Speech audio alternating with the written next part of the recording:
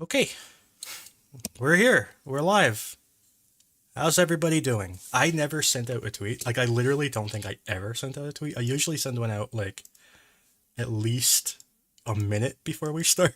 But this time I did. Uh, Absolutely did not.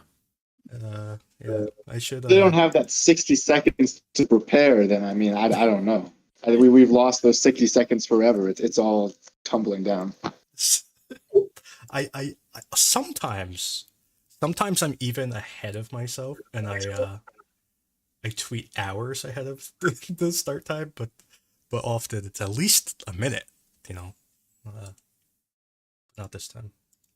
I mean, let's be real. Usually when you tweet hours ahead, it's because I've gone, "Hey Andrew, do you have a link?"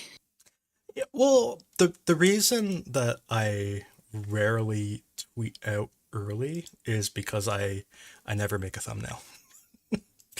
This time I reused the thumbnail from a while ago, just because it seems a Halloweeny.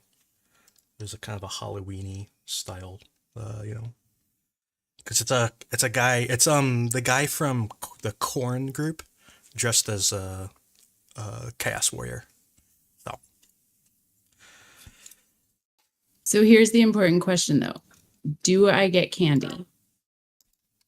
if you want candy, I don't have any candy though. I'm sorry.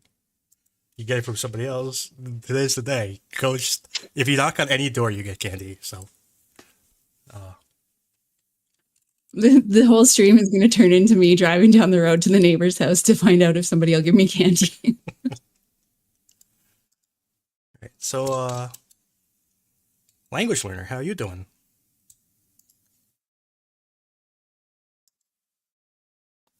Cool. Oh, Gick's here. Hi, Gick. Anyways, we have a Halloween theme today. It's a very spooky day. There's a very Halloween floor favorite. there was a there was a very spooky video that came out in the north up here near Kupiansk, which featured several Russian vehicles running over mines. Uh, I don't actually know what happened to that one. It probably didn't hit a mine, but some of them hit mines. Like this one, it exploded. Uh, it was hard for me to fully understand this video because it was very edited, and I can't really understand if this was a attack or if this was like a whole bunch of attacks or what was really going on because it's like it started like over here like driving like south, and then like it cut to like over here like driving that way I think, and then it cut to like over there driving this way, and then it cut to like there like I don't even know, and then like there like infantry were dismounting, and then like went over there and the thing exploded. And it was very confusing. Gick, did you understand this video?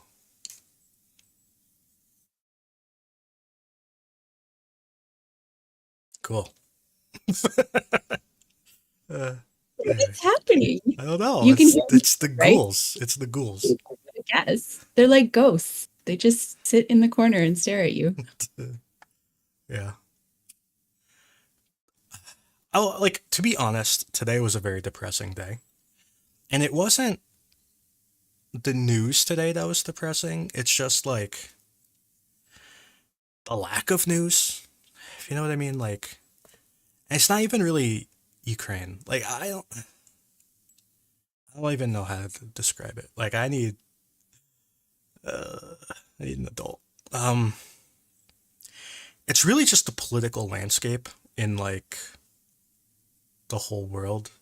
Like this is when you would like post that meme of like gestures at everything.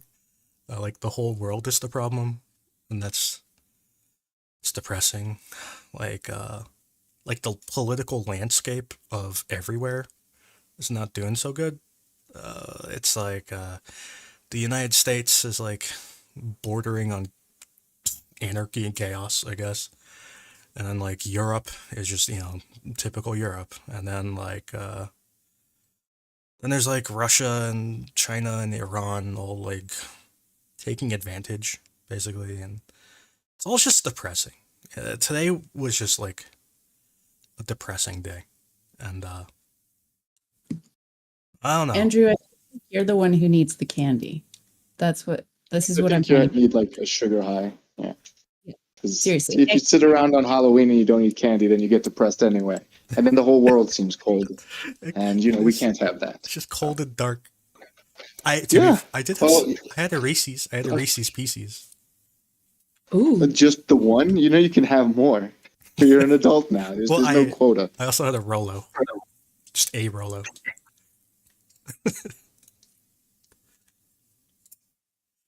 Gick is having some minor technical difficulties and will rejoin us in just a moment. Oh, okay. Yeah, that sounds right. Yeah. So can you hear me now? Yes. Okay, perfect. Very sorry for that. No problem. I'm gonna go back to chugging some alcohol. So, what did you learn about this video? You're talking about the one in Vilchana direction? Yes. Oh yeah, I'm gonna be honest. I haven't watched it. It came Okay. out. It came out while I had my friends over, so I didn't get a chance yet to watch it. What costume did you wear? None at all. I wore myself. That's creepy enough. Yeah, the Halloween party, you didn't even dress up. That's lame. Okay, so this video, I really have a lot of trouble understanding it. But the short of it is that I don't know what's going on here. This video, like, I thought I understood what was going on here, and this video made me more confused than I could have been. Like, it ramped up confusion to like 14 out of 10. And now it makes me wonder if Russia controls like this area here, if this video showed them like driving up and dumping infantry here, like they were like assaulting this position. They were also assaulting like south, which makes sense. Like attacking south kind of makes sense, but I don't think there's no obvious like the video is so edited that I don't even know what happened when they went south. Like one vehicle was destroyed or damaged. I think it was a tank. It kind of blew up on a mine, which was sad because it was driving in the tracks of a mine of a tank with a plow. So like up here, there was another tank. I'll make it bigger. So this is like a BMP, I think, and this I think was a tank. And over here, like just off the screen, was another tank. And so this front tank was rolling with a mine plow or mine rollers. And this BMP was driving behind it, and this tank was driving behind those two and hit a mine. So that's great driving there. So anyways, I don't fully understand what this tank was doing. It was just blowing up mines, so he blew up a whole bunch of mines. But I don't really know where he was going. Apparently just this way. I don't know what happened down there. I don't know if he blew up or turned around or what was going on. So yeah, I don't know what's going on down there. Over here, they dumped infantry. Like a, I think I'm getting confused. No, this they were just driving there. One of these places they dumped infantry. One of them, believe me. Not there. It's even more confusing. It was here they dumped infantry, I think. Anyways, it was all very confusing to me. It was all very, very confusing. It made me think that maybe, just maybe, this whole entire area is a gray area. Because none of this struck me as Russian controlled. Considering they were driving in columns, getting shelled and blown up constantly, and crashing into mines, and none of that screams control to me. Granted, I don't actually know when this video is from. So yeah.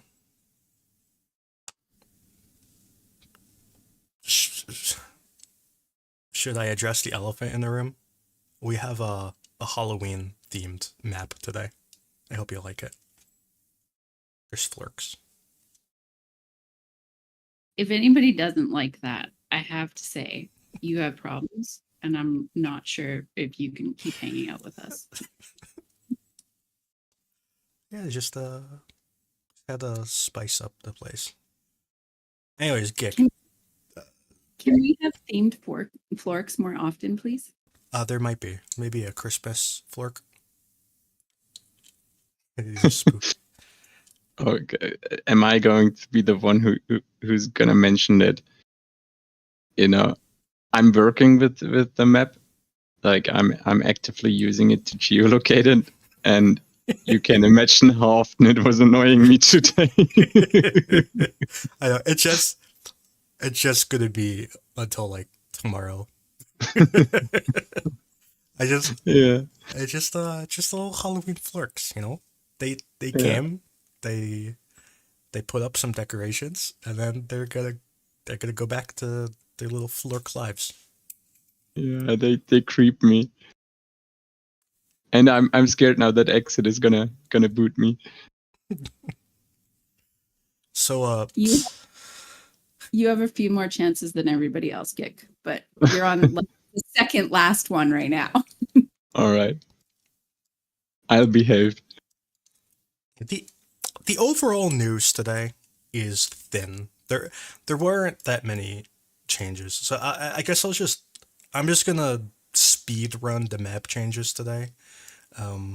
So we talked about that video, and I don't know how to interpret it. I might go back and just rewatch this video like 100 times, and maybe change the map. I don't know, but other than that, this shelling made me happy because I don't need to change the map. The map was already perfect, so that doesn't happen often. But anyways, yeah. You know what? It didn't make me happy. Why? Because I feel like I've seen the same spot getting shelled for, I don't know, 3, 4, maybe 5 months. Yeah, well, yeah. You know, like you don't even need to have the zoomed out version of that trench there to know exactly where it is. That's how often I've seen it. Yeah, so this area has not changed in a very long time. And this part of the reason it hasn't changed is because it's so incredibly important. If Ukraine captured this, Russia would be so incredibly screwed. They would be like, it would be devastating, like cripplingly bad for Russia. So Russia will never really let that happen. So for that reason, nothing's changed. And to be honest, Ukraine hasn't really tried very hard. There is one thing to say, is that because this area is of such great importance, Russia is dramatically reinforcing this whole area, and they're going to be launching pretty strong attacks, I believe, in the near future. This is kind of reading the tea leaves here. And it's not really, the tea leaves basically are saying literally, we attack at dawn. That's like the tea leaf. It doesn't take much interpretation to know that Russia is going to be launching attacks here. They want to get Ukraine away from Berhivka and Yehidna. I fully expect Ukraine to be kind of pushed back here in the near future, and I imagine they might push back up here too. So Russia is building up a lot of forces in this general area. I've heard that they have sent, I mean, I don't follow troop movements, so take that with a grain of salt, because I don't follow it because I think it's a waste of time. But I have heard that they've put like 3 or 4 brigades here in the past like 2 days. Or at least I've heard about it in the past 2 days. It might have taken longer, but I've heard that they have like 3 or 4 brigades here ready to go. And they basically want to attack south of Berhivka and towards the north. So anyway, back to map changes. There weren't many. There was this change over the weekend where Russia took over this little sand quarry. But that's kind of irrelevant. Doesn't really matter. The reason the sand quarry doesn't matter is because the sand quarry is really good at defending south, but it's really bad at attacking north. So it's basically just irrelevant to Russia. It was useful to Ukraine and irrelevant to Russia. That's why it just doesn't matter. So moving on, there was this video that came out today. I don't even know if you saw this, Kick, because I located it without you. I don't need you. But this was a lot of heavy shelling. So this was a very small map adjustment, I'll say. Basically, I took away a bunch of Ukrainian control, which was this dark yellow, and I took away too much because they still control this little piece of it. So beyond that, not too much. Moving on to more map changes, which I don't think there are anymore. Oh yeah, this one. I said last time that I've been kind of slow rolling this Ukrainian control over this little stretch, and continuing the slow roll as more videos come out of Ukraine here. So there's this little change, that little change right there. So, and one last map change recently, which was this one's more controversial, but I just decided to go for it. I do think Ukraine actually controls this part of this island, and to be honest, I'm not sure who controls this part of the mainland here. I don't know if Ukraine is controlling it, but I'm not sure Russia is controlling it either, so I made a gray area. I need to like unhighlight this. Anyways, regarding just basic map changes, Gik, do you have anything to add? Not really, but in terms of Grinky, I think what's interesting is that we see a lot of drone footage basically on both sides of Grinky, so along the main road there. And it really does seem that they are kind of locking the town off, basically, from that main road, potentially also to really expand their foothold there. I'm not sure if Ukraine is anywhere in the town. Honestly, I mean, we have seen them at the solar plant west of Kusari Laheri, which I think you haven't marked as yellow. Yeah. Where we saw them was Oh right, in like the buildings. this building. Like it was like these buildings. Yeah, That's where we had that's them. how long ago? Like 1.5 weeks or something. It was a while ago. Yeah. See, the thing though is that I've heard from several sources, each of which none of which are fully trustworthy, but all of them are mostly trustworthy, and hearing them all agree makes me think it might actually be true. But basically they're saying that Ukraine has set up positions along the edge of the town, like along like the edge of this road, where they have dug in positions and built fortifications, and that those fortifications have been manned basically continuously. That's what I've heard. I've heard it from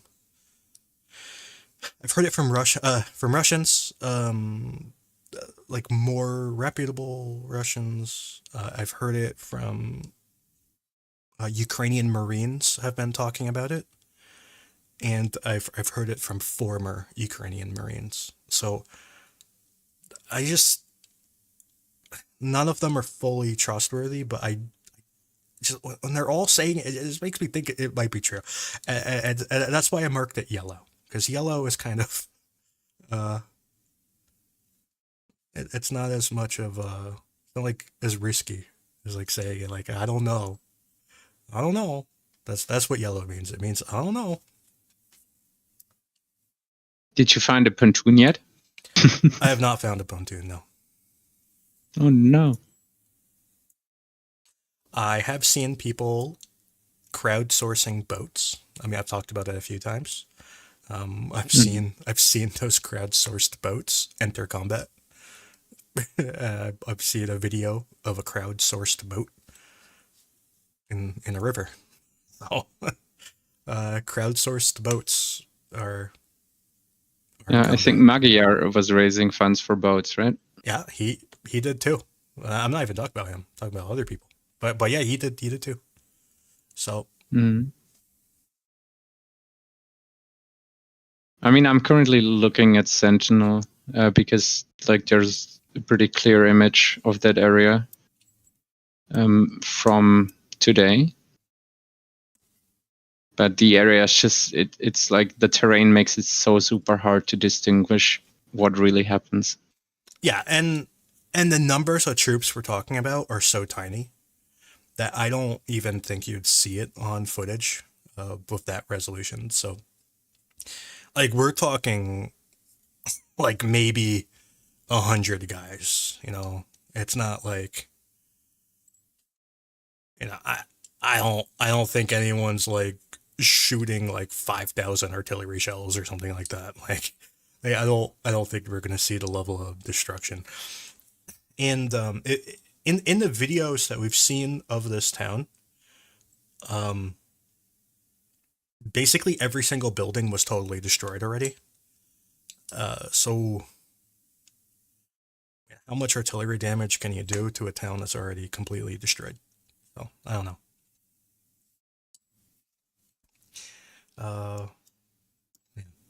But yeah, this whole area, these island areas towards the Ukrainian side of the river, are all, I'm pretty sure, firmly in Ukrainian control, at least at the moment. Similarly, they have this other kind of area over here that's also in their control. They've controlled this part of that island. I don't know the names of these islands, but they control this part of this island. They've controlled it actually for quite a while, and they also probably fully control this island because Russia continuously bombs it with very big bombs.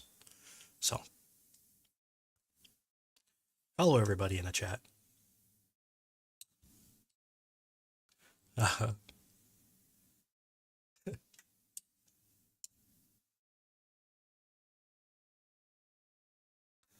Yeah, a raft. I mean, rafting with a rope. It's a common thing to do to cross a river because it's pretty quiet. You don't make much noise. So, we saw both Ukraine and Russia crossing the Seversky Donetsk River with rafts and rope. It was very common, very common. There was a lot of videos of it, and there was a lot of ambushes too of those rope passings. I guess I don't know what the word is, but there are a lot of ambushes where basically Russia and Ukraine both did this pretty regularly. But you would spot the rope with like a scout or a drone or whatever. You'd scout the rope. And usually they keep the boat right next to the rope for whatever reason. I don't think it's very smart, but it's pretty common. So so you spot the rope, you see if there's a boat there, and then you kind of back off and you call in like a BMP or whatever. The BMP kind of drives over and covers itself with leaves and whatever, goes into hiding. And then when they come back to use their boat to cross back, you hit them with your BMP, and that's that. Oh, actually, Andrew, is that referring to a video which is currently out? I think Cloud posted one. What? The BMP part or the rope part? No, the river crossing. I actually shared it in the Discord. Okay. If you want to show it, because that is the perfect example, and it's about Krinky area. Oh yeah. There they go.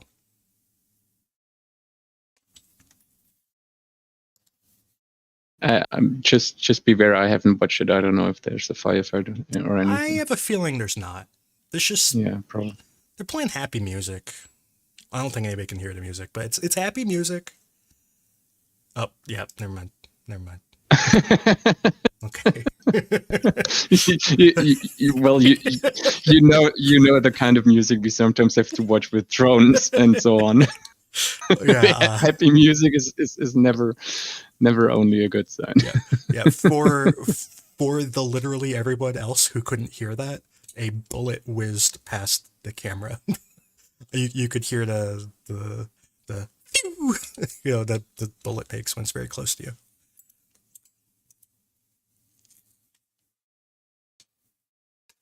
Yeah. Now Grey Wolf says that there's wounded in the video. Thanks, Grey Wolf. You could have told us that. Anyway, we didn't get that far, but yeah, those crossings they work because they're quiet, but they're also bad because they are very easy to ambush. Unfortunately, so it's pros and cons.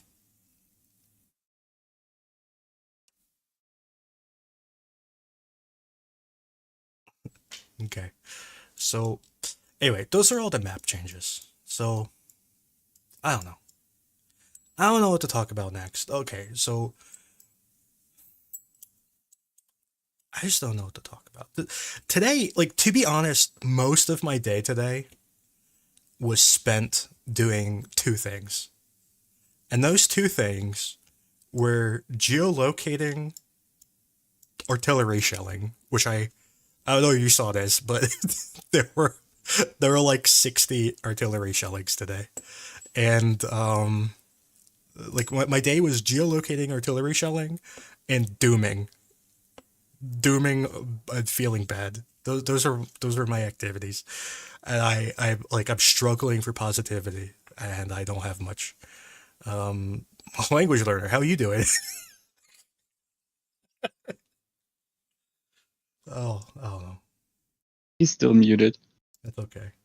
I just said that as a joke But because but he's we the have same. exit. We have exit for positivity. Yeah, exit. Am I positivity? Oh dear. Is there any good boat news? Did they like sink a It submarine or anything? jumped off my screen. I'm sorry. If my phone's in horizontal mode, then like it just cuts the screen in half and nothing works. So sorry, I didn't mean to just interrupt. I was searching for the mute button, then finally found it. No problem. Tell us all the great things that you know. Yeah.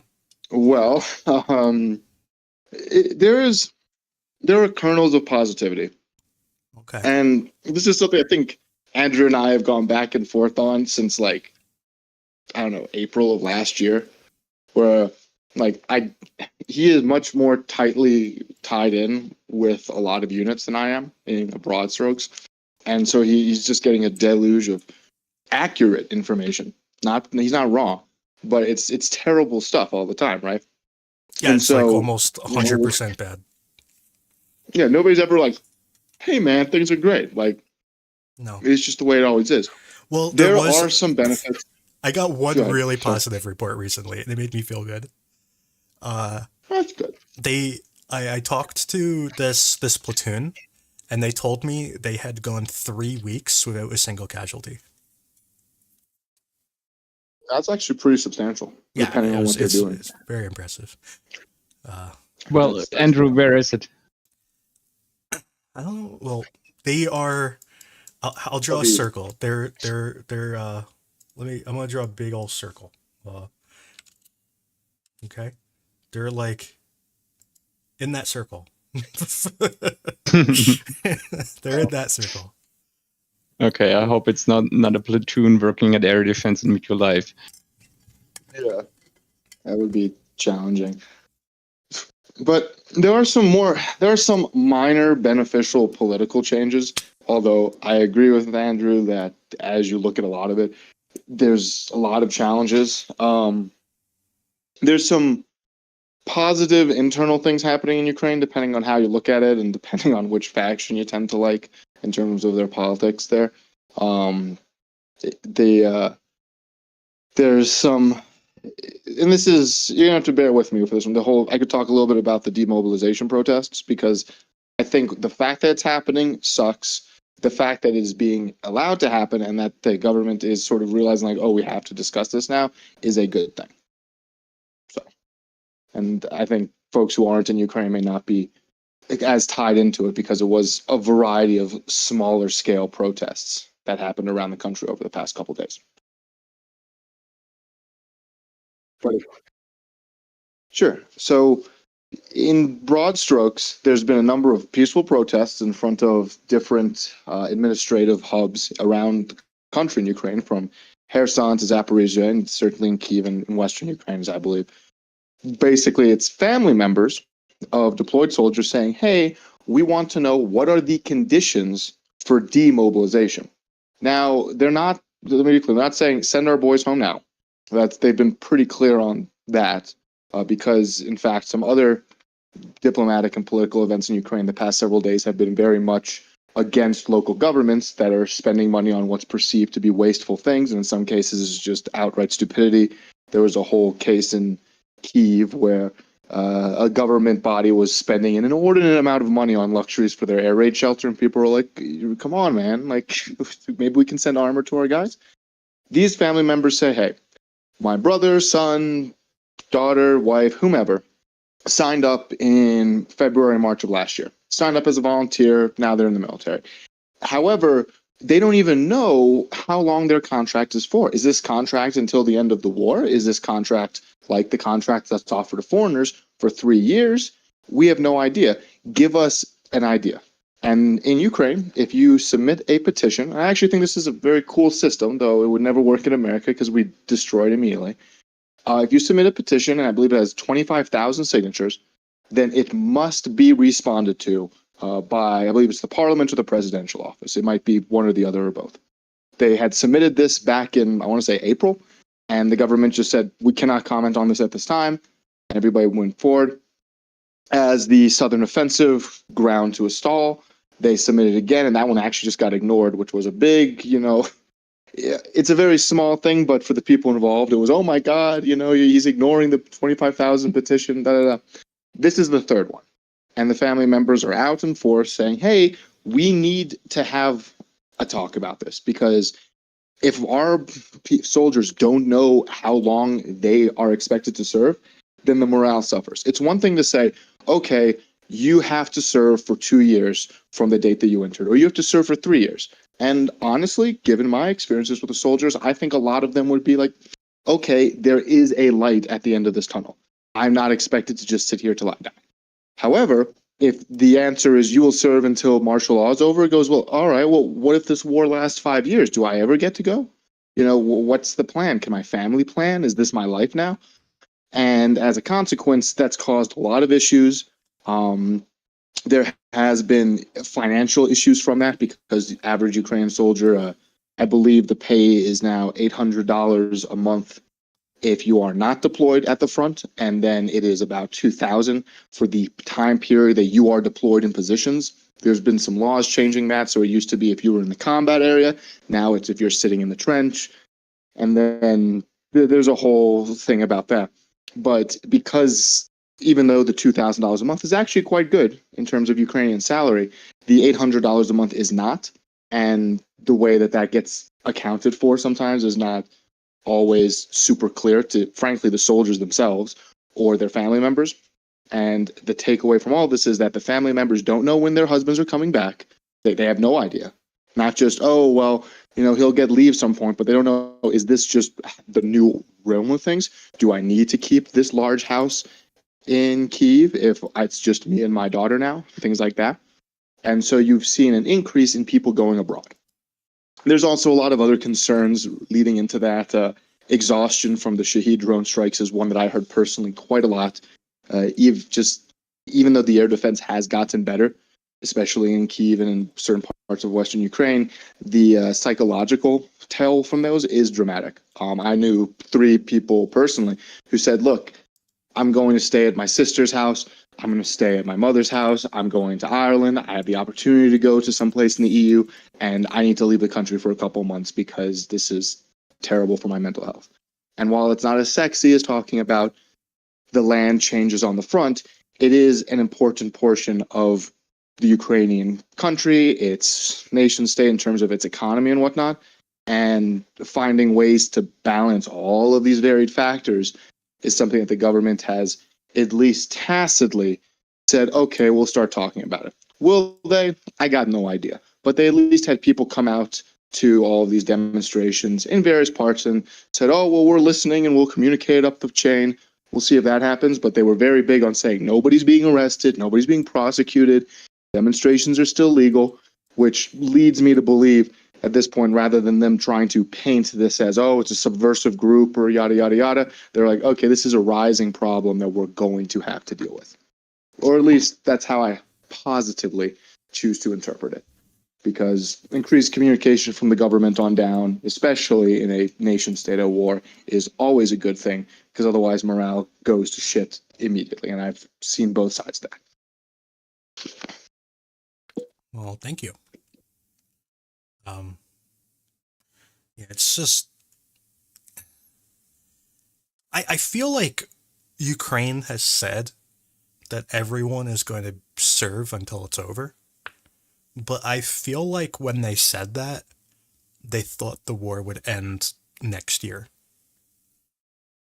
But it's not going to end next year. So, So there's a couple of contracts that float around, and I am not personally sure which one most people have.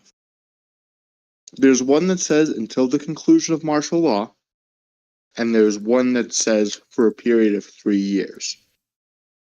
I suspect a lot of the volunteers signed up under the former, not the latter.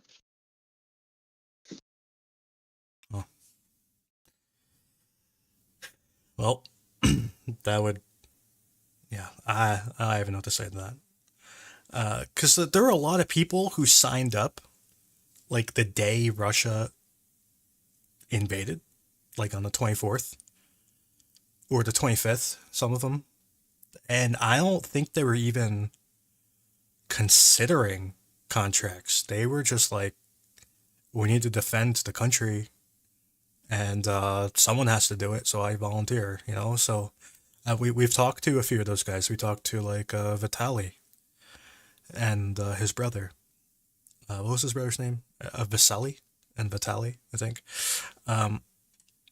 So they just joined. They never thought about contracts, and they were never they were never soldiers before that either. They had no training or anything, so they just volunteered, and they've been fighting ever since.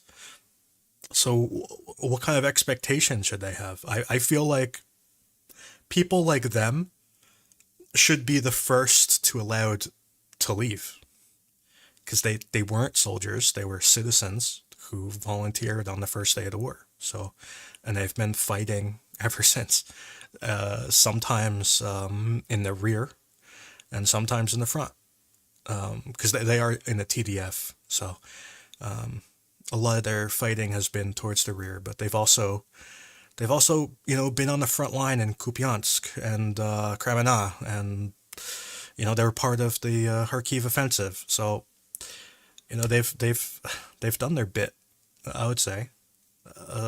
So I don't know, like what happens to people like them, and versus someone who joined later. I feel like if you joined later, you kind of knew more what you're getting into. Like I don't know, it's all very complicated.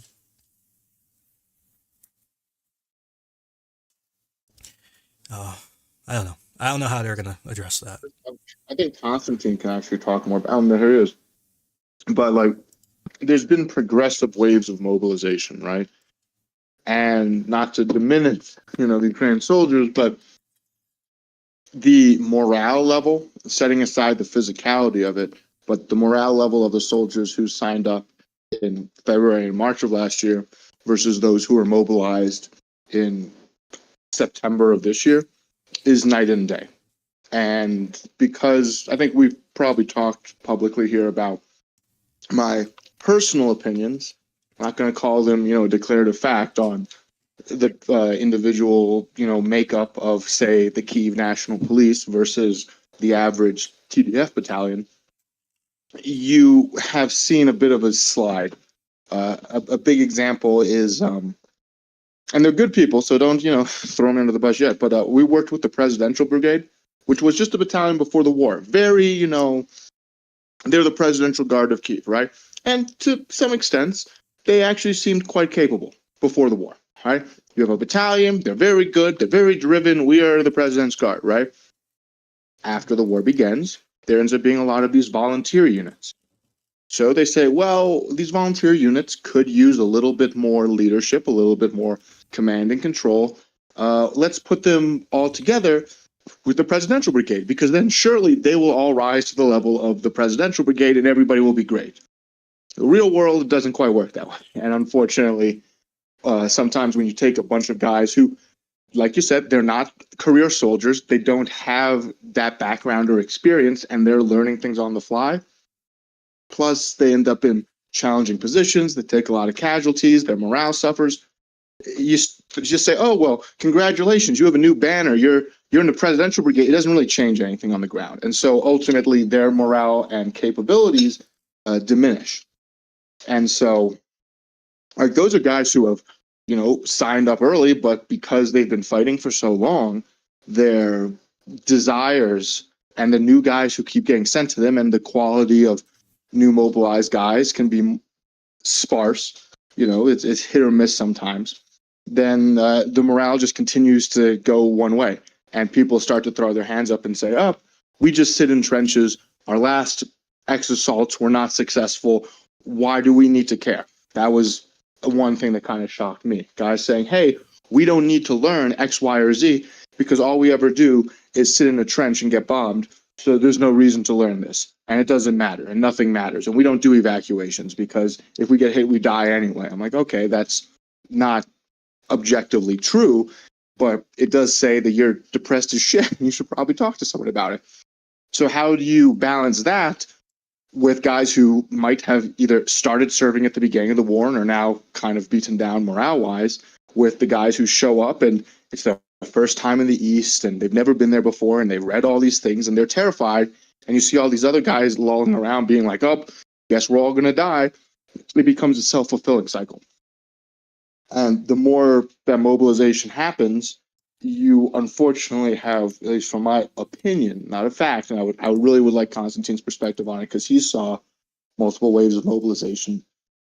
This can become more and more of a problem if it's not addressed appropriately.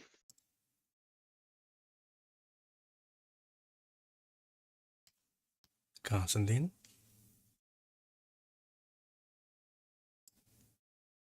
Okay, he muted himself. Apparently he doesn't want to talk about it. Constantine, are you there?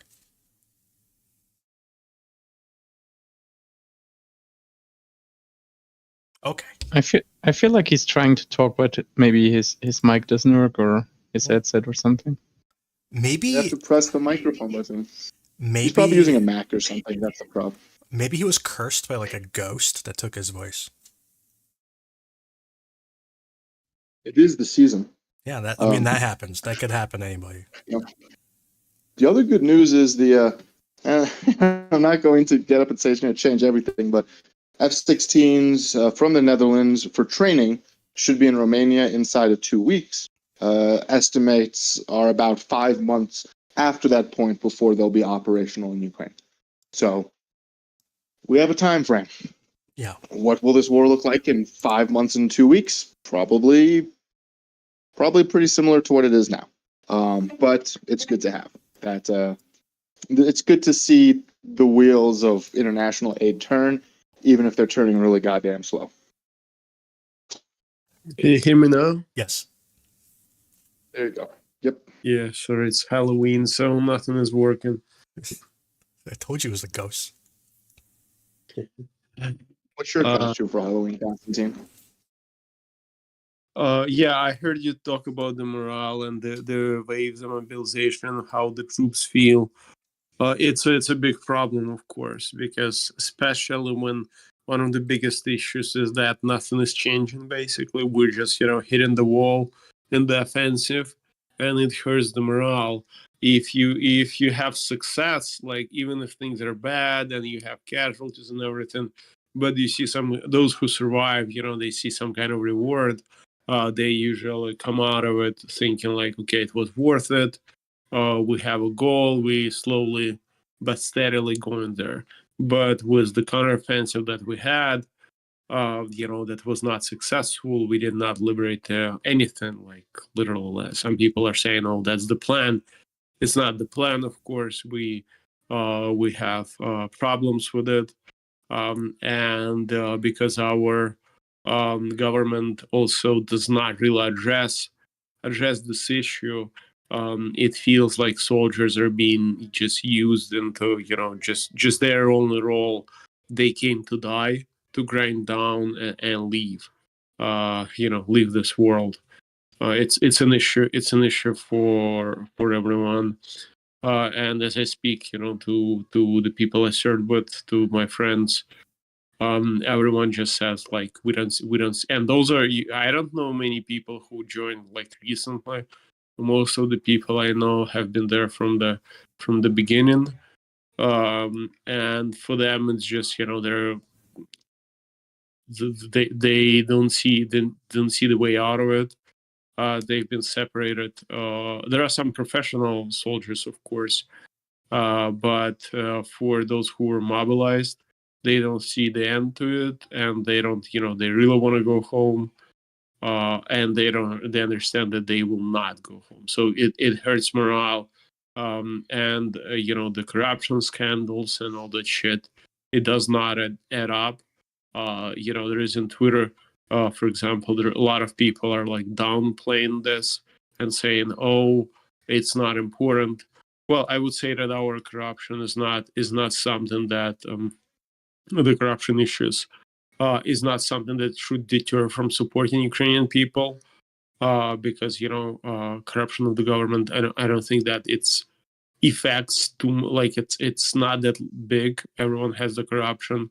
Ukraine is not exception, but internally it hurts so much that you cannot imagine people just being tired, that they're fighting, they're sacrificing their lives, while some who went voluntarily, and there are people who just paying off not to join the military. It hurts, but if you ask me, like, should you support Ukraine because of that? Yeah, hell yeah, I'm gonna support those people, because I'm not supporting the corrupt politicians or people. I'm supporting those who fight, and who I'm supporting average Ukrainian person. And the fact that like 10% or 15% of the aid, not aid, not military aid, of Ukrainian general finances are getting lost in the corruption, like on the procurements, because someone's getting some bribes to buy from another manufacturer or a company that supplies something. Doesn't mean that we should abandon the entire country. Doesn't mean that we should stop helping Ukraine. So, but it hurts the morale internally, and people don't really understand it outside, especially on Twitter, because I see like so many attacks on Ukrainian supporters who simply highlighting like we have the problems, we gotta fix it.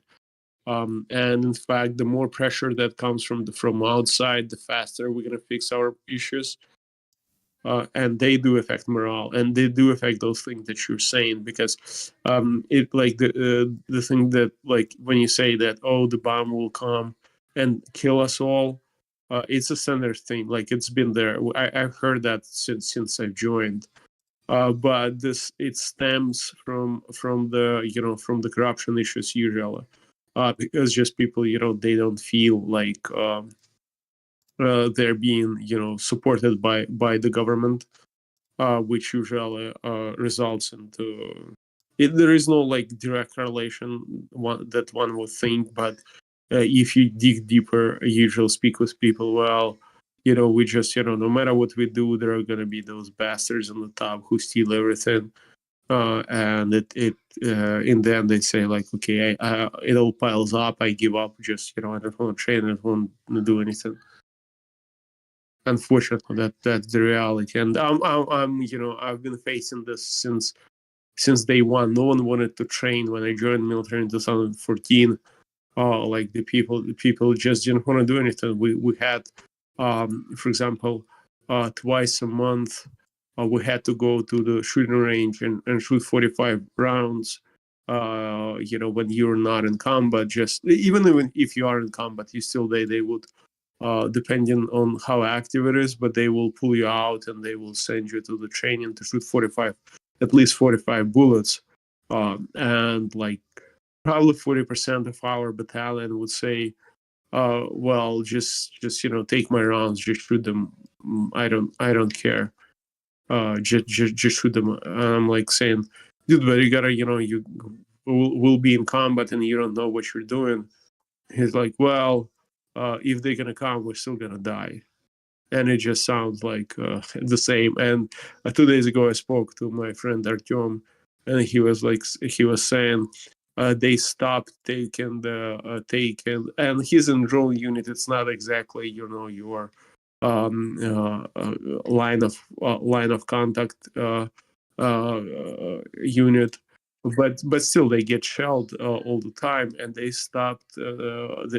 Everyone in his unit, almost everyone, stopped taking body armor to the positions because they said if the shell is gonna come, it's gonna kill you anyway. The body armor will not help you. And yeah, it That's sounds pretty funny. Yeah, it's total bullshit, of course. that's It's not how armor It's dumb. works. Yeah, it's guys make shit up all the time, and then there's And then they I would love amplify. Then you always yeah. find Oh somebody god, with a the story that fucking will rumors. amplify it. The Oh, my rumors friends. all dude. Every time they're like, oh well, we're fighting. The amount of times I heard in Donetsk, oh, this place is going to get hit, and the VDV are sending their best guys. Oh my god, the VDV must have 1 million people because they're everywhere. If every rumor is to be believed, every soldier says, oh, we hear, like, it is whispered down the alley or the telephone game or whatever you want to call it, writ large, and the craziest rumors. I mean, there were guys telling me like, well, I hear Hungary's going to invade us next, so that's why they're sending us back to the base. I'm like, no, where did you hear that? Well, a friend told me. Okay, have you seen anything about that? Is there any indication of that? Wow, it We goes from usually crazy say stuff. we usually Yeah, say, well, he's my friend. He serves in reconnaissance, and he's not. Why would he lie? And it's one of the oh, best reasons. Like, why would he lie? And you're like, dude, because he's a liar. He's just pathological liar, and he wants to elevate his own importance, and he's gonna lie, lie, and lie. That's how things work with people, and you just don't trust everyone. And yeah, I lost my trust in people in 2014. And you probably noticed that, when I remember a couple of months ago, you were telling me something, and I told you, I thought you were long enough in Ukraine to learn that that yeah, this sounds like bullshit. yeah. No, and that was the VDV thing. It was, of all things, it was, not to be a self-hating foreigner, but yeah, it was a Westerner that knew one of my guys, and he's like, oh well, and I hear the VDV are pushing on like Liman or whatever with the Super Marines or whatever, and I was like, is this accurate? And you're like, bro, you stop smoking crack. It's not happening. So, but my issue is I've seen that with Right now it's VDV. When I served, it was Spetsnaz. We were also Spetsnaz. we Right. were also Spetsnaz. He did say, I think he did say it was like special forces. It's always, everybody is always special forces no matter what. You're special forces because you got out of the trench once, and the guy shooting at you is special forces because he has bullets in his gun. Everybody is special forces. Every volunteer group is SSO. There's some dark humor that I won't share publicly about the groups that call themselves SSO, that because you can choose to name yourself whatever you want. It'd be like saying, oh, we are the volunteer people's militia from Wyoming, Delta Group. And it's like, okay, but you're not. You're just giving yourself that name. And there's a couple of units who do that. Like drone guys who technically are reconnaissance. Like, that's not wrong. But I met a bunch of guys who are like, oh, we're all recon. We're all signing up for a recon unit. I was like, okay, that's serious stuff. Like, if that's the case, you should get higher levels of training, and here's the places you can go. Oh, we don't need that. I'm like, you're a recon unit. You're going to be unsupported. You probably should have as much training as you want. You're signing up as a volunteer recon unit.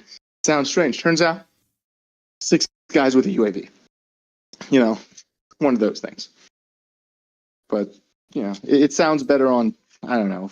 It sounds better on Instagram to say you're recon than to say, I do the very incredibly useful job of flying a drone to spot for electronic warfare stations or something.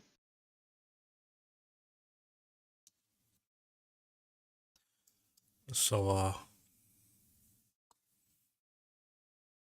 Speaking of recon, I'll anyway, I have this video of some bombing and stuff that I kind of wanted to show. So you guys can talk if you want. I'm just going to show this video. This is the result of a series of rocket attacks and bomb strikes in Kherson. And this guy here, dressed in the dark, is the governor of Kherson. His name, Alexander Produkin, or whatever his name is. But there's Are a... these the glide bombs? I think this was a mixture of bombs and MRLs. Either way, it did a lot of damage. So it completely destroyed everything here, obviously.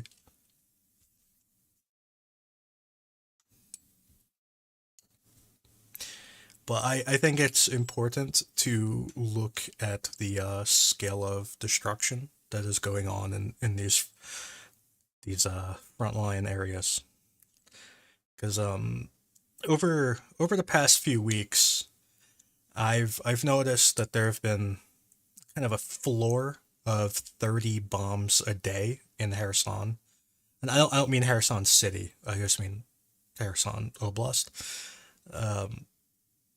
They've been really heavily hitting Berislav and the towns around it.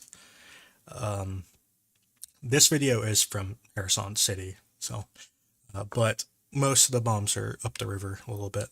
But 30 a day is a lot of bombs. That's like 900 to 1,000 a month, and 30 is like the floor. Some of these days have been like 34, 40 plus. So we're really, these are a lot of bombs. So I can kind of zoom out. Yesterday there was a particularly large number. To be totally honest, the bombing reports haven't come out yet today. They actually come out in about 3 hours. So I'll probably be asleep by then, but tomorrow morning I'll add more bombing locations as they come in. So it's always incredibly depressing for me to add them. I don't feel good doing it. So, but yesterday there were, I believe, 36 bombings or something. And this is the day before. So the 29th, I think, were 34 bombings altogether. A whole bunch of them in these two towns, and some in Novoberislav, where I believe a few people died. So the size of these bombs, they range from 250 kilograms to 1,500 kilograms. So the bomb today, I can't remember what town it hit. I want to say it was one of these towns, or maybe it was this one. I think this one. But anyways, one of them was a 1,500 kilogram bomb. A lot of the rest are a little bit smaller, but these are just these bombings are doing tremendous damage, and it is important to see the actual scale of destruction of these towns and cities. Yeah, I think it's also important for people to understand that whatever Ukraine is planning to do in that area with the crossing, those bombs will still be flying around, those 35 bombs a day. So, and any sort of crossing is incredibly dangerous. I mean, it was before, it was known to many, but I think the scale of airstrikes in that area puts it into perspective. Yeah.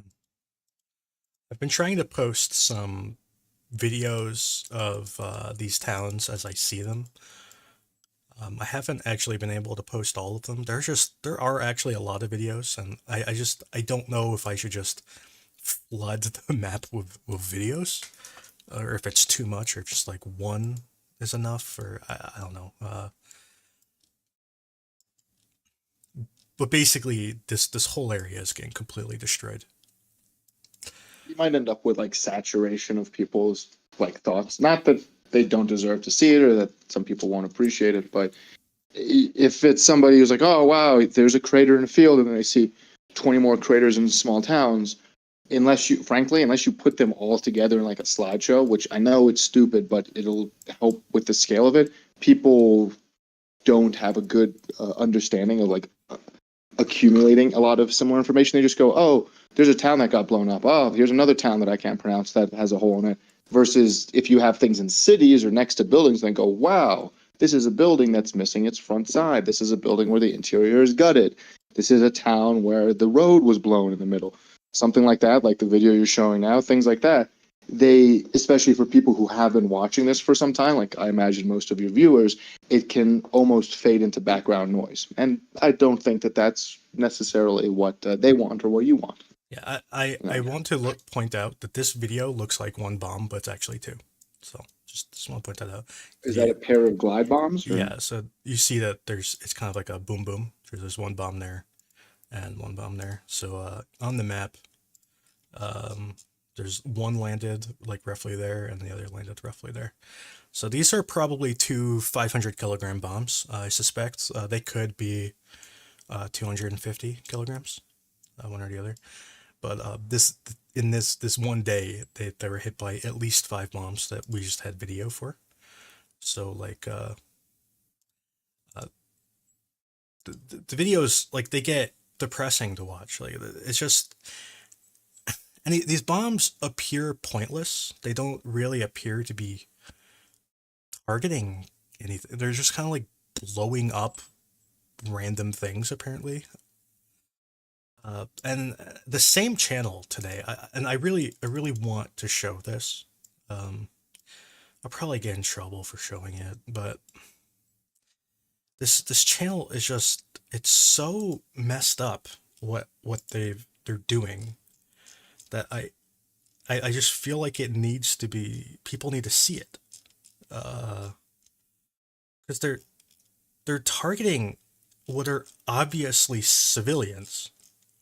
Not civilian people, but civilians, civilian property. Like, I find it almost impossible to believe this is a military vehicle. And they just drop bombs on it. And here's like another one. And they just do this like all day long, just dropping bombs on every single vehicle they can find. Maybe some of them are military targets. I just find it really hard to believe. Like the video I posted the other day where they attacked a civilian boat that was already destroyed. Like, what is even the purpose? Like, it feels like they're intentionally attacking civilians. They degrade everything along the front line of contact. Like, they've done that for a while now. The only difference is this time they have drones instead of you seeing it with, say, artillery. It's the idea, as it's been explained to me, is that they say, okay, everything from the Russian perspective, they say everything in this area is being used to fight us. So everything is guilty. Doesn't matter. You know, old people, oh, they're hiding soldiers in their basement. The lot in the driveway, that's a soldier's command vehicle. And especially with drones, because they want to get a claim back home, they can take that same video, and I didn't really read it, the text passed pretty quickly, but I imagine it would be something like destroying the transportation of the Ukrainian whatever, because that's how they market it to themselves and how they market it to others. And guess what? It's a lot easier to drop bombs on civilians because they're not shooting back. And so if you have that real cold, inhuman calculus about it, you can do it the whole way. I mean, you just have to drive down from Izum and you can see, like, you can chart down to where the Russian, you know, artillery maxed out. Even before there was like real offensives, as they were pulling back a territory that they controlled during that whole withdrawal process, and they just rubblized it. They just said, no, doesn't matter. You know, we know this village. We've been in control of this village for 8 months. Doesn't matter. Ukrainians might have recon elements in it, blow the town. And that's happened a lot. So I think we're just seeing it more firsthand, and I think they're using the drones to be a little bit more personal about it, which is a terrible thing. You would hope that it would cause them to change, but obviously not. Unfortunately, I don't see it changing anytime soon. And I imagine they're posting these videos because it's a lot easier to see that than the one where they try and fly an FPV drone into a bunker and it, hits a tree or something. Yeah, that doesn't buy you donations in Belgrade. This group, they only post two types of videos. So one type of video is drone reconnaissance, and almost all of their reconnaissance are airstrikes, although occasionally they do mortars. And the other type of video is dropping bombs on random civilian vehicles. So this is a hypothesis as well. Earlier in the war, and I believe it's still going on, though I think they've decreased their airstrikes in Sumy and Chernihiv, it was clearly stated that the reason there's so many Russian airstrikes on these villages on the border of Russia and Ukraine is because they were quite literally target practice. It was a area that the Russians could shoot at, and as long as they didn't fly in Ukraine, they weren't as worried about being shot down themselves, and it let them give their pilots live fire training. And they just said, hey, whatever it hits, it hits. Good for us. In the Ukrainian military, I know that there have been times where the rate limiting step with drone operations is actually the operators themselves, not so much the drones, although those are also obviously getting worn through every day. And so there have been times where people say, hey, we need to have our drone operators train more. And if you're looking at it from the same Russian perspective as they were doing with their fighter pilots a year ago, and they could say, hey, you know what? We want to teach these guys how to drop drone guided munitions. Go blow up, Oleg's Lada across the river. And if you dehumanize your enemy enough, then you'll think that everyone's guilty. And then you can start doing shit like that.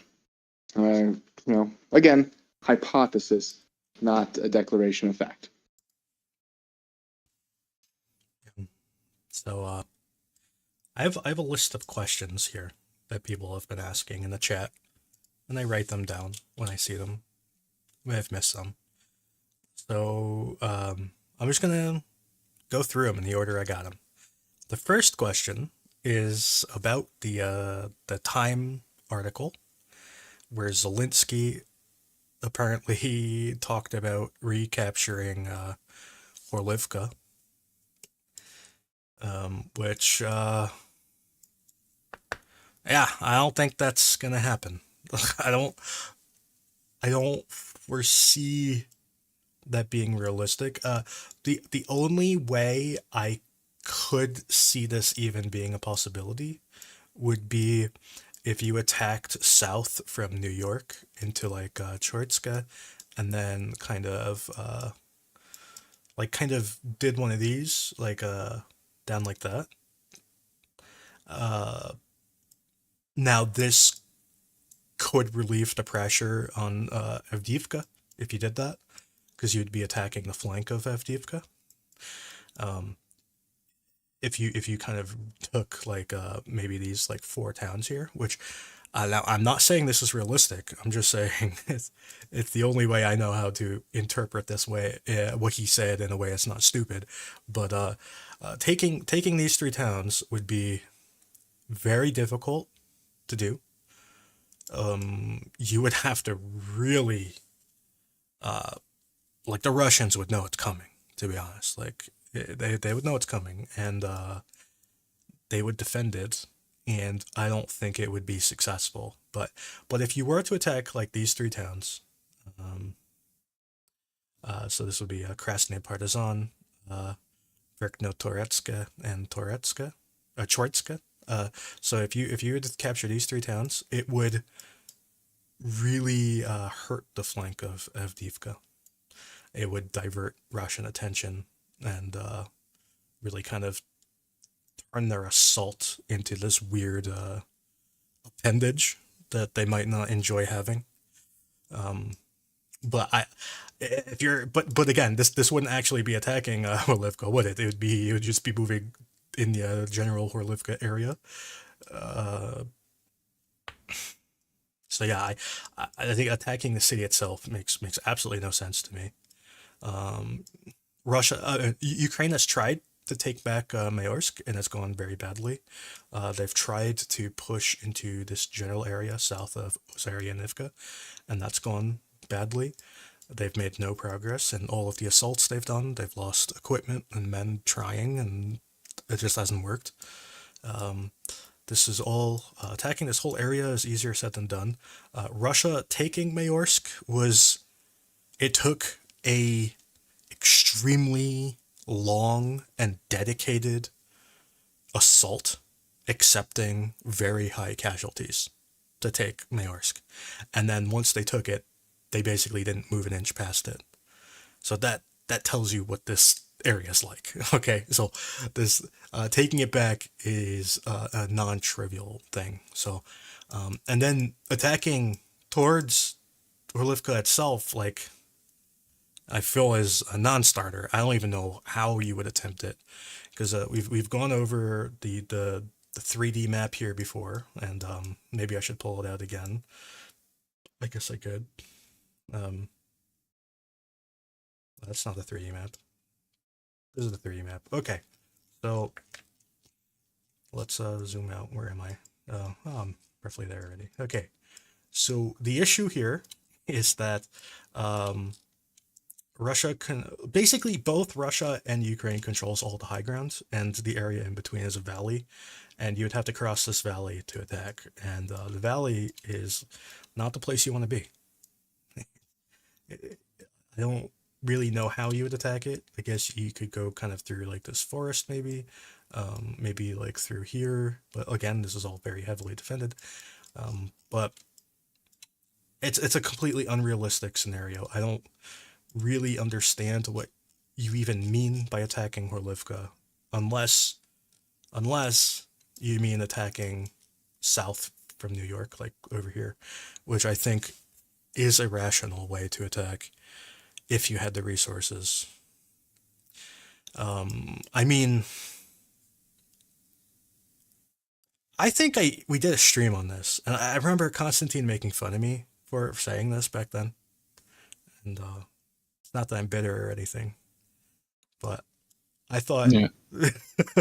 I thought Ukraine should have spent their at least part of their offensive here. And I remember we were talking about that in like April, that I thought they should attack here. They didn't. They attacked Rabatna. So it is what it is, you know. So I don't know what else to say. What do you think? Well, in terms of, is there anything imminent? I guess one thing to say is that right now the videos you get from that area are still 109th Territorial Defense, which is most likely not the brigades you're going to use to attack. No. The 2nd Presidential Brigade is busy trying to contain the Russian assault basically south of the rail line. They are technically there as well, but not in any position to take on offensive actions. So yeah, from anything we geolocate, nothing is imminent. Yeah, I don't think Ukraine is going to attack here. Like I think, like, I would be totally shocked if they did attack here. Although, to be fair, I was totally shocked when they attacked Rubatna. So I guess anything's possible, but I would be really shocked. I think it would require a very large attack. I think you'd need like probably 5 or 6 brigades, and I don't think Ukraine has that. I just don't think. I don't think they have the ability to do that. This would be very big. It would be a huge attack, because not only is attacking here very difficult, but there would be a very stiff Russian resistance. This would be, I mean, you would end up having, like, I don't know how many Russian brigades are there. I think they have like 12 or something. And you would need like a lot of brigades to do this attack. It would be a brawl. Like, this would be a major battle, and I don't see that happening. Like it's kind of crazy to even think about it. This is just the only way I can even make sense of what he said.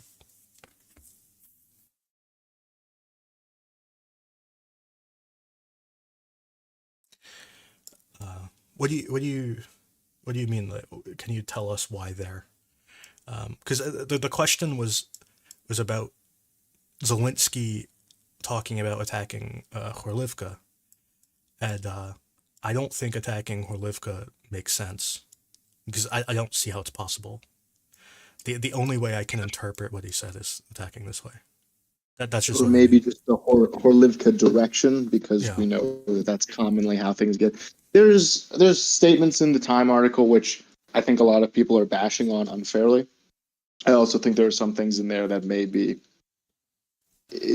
a little bit less than accurate, but this is again opinion. I wasn't in the room where it happened, but I think a lot of that is taken as sort of general statements like, oh yeah, we wanted to take Donetsk and Horlivka and this area, and somebody just goes, oh well, we'll write down this town. But yeah, that's I wouldn't say that everything in that article is like, a guy sitting at a map going, I know the exact location. I think it's more generalities, at least in what's being discussed publicly. Yeah. I mean, Horlivka, it's a very important town or city. It's a very important city. Um, it connects a lot of rail lines, etc. Especially, it's kind of like the last stop for a lot of rail lines from Russia that go to Horlivka. So it's a very important area. It's a very important city, and obviously, it's been under Russian occupation for a very long time. So I think there would be a like if Ukraine captured or liberated Horlivka, it would be an enormous victory for Ukraine. I just don't see it happening anytime soon. Why wasn't the Talk man? about the assassination. What's that? Do you ever talk about the assassination attempt in Crimea? No. No. Do you mean So- the stabbing / The shooting? former deputy. I thought the guy got shot twice. This was Yeah, like 2 yeah. years ago? It's really bizarre the way that it was. It was like all the Russians said he was stabbed, and all of the Ukrainians said he was shot. It was weird. So Russians are now alleged. So long story short, background. Former People's Deputy of Ukraine, a guy by the name of Starev, who was alleged to be the pick for Russia's post-war government, should they've had one, was shot, and he's been a noted separatist since 2014. He's been on a lot of lists. And he was shot twice, and he's in critical condition in the hospital. Nobody really knows anything past that. Then the FSB went and found some guy and threw him under the bus, said that he had been, basically a worker at the sanatorium, or so like resort, kind of health resort, and said, he's been there the whole time, and he built up an armory, and he's the guy. So we'll see if the dude pulls through. I think the most interesting takeaway from all this, I'm not Ukrainian, so I won't understand all the politics behind it and exactly who this guy was and in his history, but that the SBU can still carry out these sort of direct action missions. We saw that against the Russian admiral a couple of months ago. We're seeing it in Crimea now. I'm honestly a little surprised by that fact. But it's interesting that they not only have the capability, but the willingness to do it, which would lead me to believe that they're not burning all of their assets in Crimea. They're saying, hey, we have an opportunity. We're willing to, at worst case scenario, trade one guy for one guy. We'll figure it out. Maybe their perfusion into Crimea is more than we've been led on to. Or maybe it's nothing. Maybe it's just one guy who got upset he didn't get tipped well. I got nothing. Yep, that was all. Yeah, Konstantin, do you want to talk about that guy? I think it was Oleg Zarev. Oh man, Tsarev. Yeah, we're talking about Tsarev. It's Man, I hate him so much. It's like, if you have the most hated person in your life, it would be him. He's one of the dumbest people in the world that you can imagine. Like, literally, he's the dumbest idiot that you can imagine. Like in 2014, there was a famous interview that you can watch, where one of our journalists is interviewing him, and he was completely, he was spewing this standard Russian propaganda, that Ukrainians are Nazis, and that we fought with, we support Nazi Germany, etc. And he was saying that Ukraine is like on the Nazi side in the Second World War. And the journalist was like, "So you're speaking about the Second World War, right?" And he's like, "Yeah." And he's like, "Do you know when did it start?" And he's like, "Yes, of course, it started in 1941." He's like, "What do you mean? It did not start in 1941?" And he's like, "No, it started in 1941." And he's like, "No, it did not." And he's like, "What?" Because like he did not know a lot of in Soviet Union. What happened is that because from 1939 to 1941, Soviet Union sided with the Nazi Germany, and wanted to rule the world and split it between the Nazis and us. I was born in Soviet Union, and what they did is like they forgot the part from 1939 to 1941 is erased, and we gave the name to the war is like a National Patriotic War. It's called VOV, Великая Отечественная война. And so people like people like Tsarev who know nothing, like they just read some propaganda shit, and they just say what they're being told to say. He did not even know that the Second World War started in 1939. He was thinking it started in 1941, and Maybe he's American. Well, I don't think Americans think that the Second World War started in 1941. And he was like famous for saying like "to," which means is like what, and looking like complete idiot. And we made a meme like because he was taking Russian money, and "to" is similar sound to has similar sound to 100, like "100" is 100. So we made like a Russian coupon that says "100 rublей," which means 100 rubles, because that's how he sounded. And we call him, Tsarev 100 rublей. Tsarev like 100 rubles. That's how much he worth. And yeah, he's just he's Russian enabler. He's absolutely stupid. Like he literally, when he's being asked about questions, he just makes things up. He does not know what he's talking about. Just a dumb guy who has no clue what's going on. And those, if you're dumb like that, you will get into trouble, and that's what's happening. Well, there you go. I just want to circle back to that Time article, and I'm curious if you agree with me, Konstantin.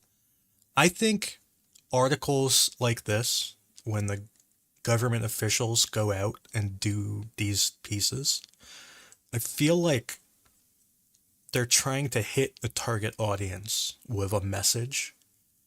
And it seems that a lot of these messages that they've done were negative. And it seems that they are targeting people intentionally with negative messaging. And I've seen, because Zaluzhny did this pretty similar things, where he did pretty negative articles just prior to major events.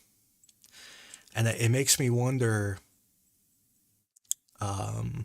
whether this was a targeted thing in the same vein. Like maybe they think, or maybe they know that there's a certain group of people who respond well to these negative pieces, and they keep putting them out to target them. But what do you think of that? That's a wild theory. Well, I mean, it holds some truth, of course, but I think. But once again, I'm not an expert, but on everything. But it just sounds like. Can you hear me well? Yes. Sorry.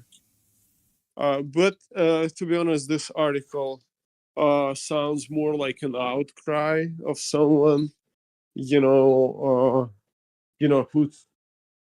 desperate, because he's been hitting the walls. Does not make it completely true. Someone was emotional. But also, I would say like that. I'm not sure in the reporter himself, because a lot of people who report on Ukraine don't understand Ukraine. There's like, in the United States, in every country, you have a lot of issues going on. But to understand those issues, you gotta have understanding what's at stake.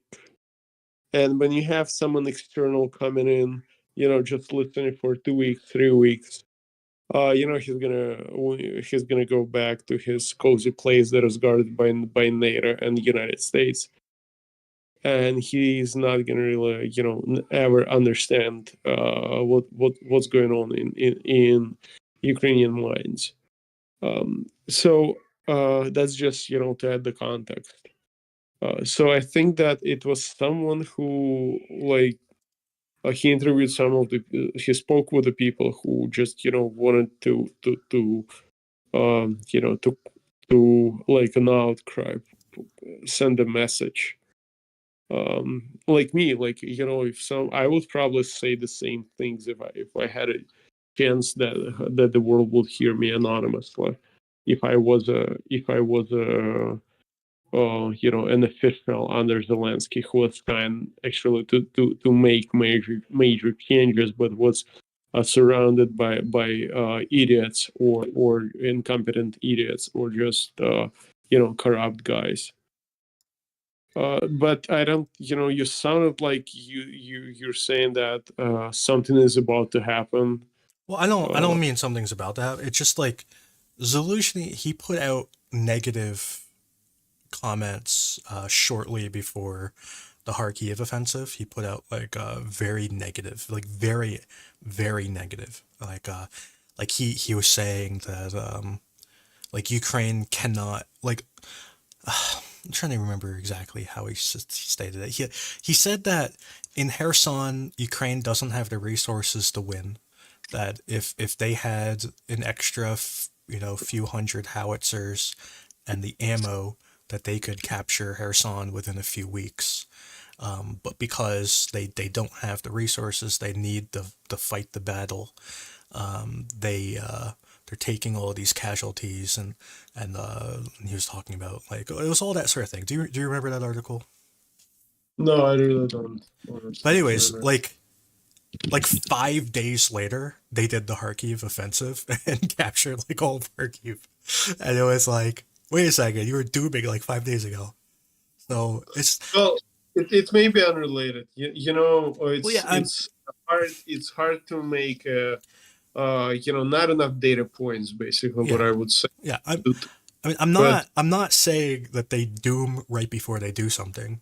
I'm just saying that I think maybe I'm not even convinced. I'm just saying, but I think maybe they release these articles to an audience, and I'm not sure exactly who that audience is, but I think there is an audience for it, and I think maybe the audience might be military people, like foreign military people. Maybe that sort of person, or maybe congressmen. It seems like Man, I don't buy it's too much. You overcomplicate, and I would say I don't buy it. I may be wrong, but I just don't think that you're overcomplicating things. Usually articles like this, they just come out because someone spoke something and someone recorded something, not because it's a well-planned operation, not with time, not with not on this level. Some like informational attacks or informational wbros, like throughout may happen, but it's not like I don't think that time can do something like this. But it would be cool, if tomorrow we see, I don't know, Takmak Liberator or something. Yeah. Right, yeah. We know that things are quite not easy for Ukraine right now. Okay, so here's the next question. Does Ukraine have enough mortar ammo? Answer, no. They need a lot more mortar ammo. I doubt they'll ever have enough. I think realistically, they need between 3 and 10 times more than they have. At least double. At least double. They just don't have anywhere near enough mortar ammo, and I don't know if they ever will. So, the next question: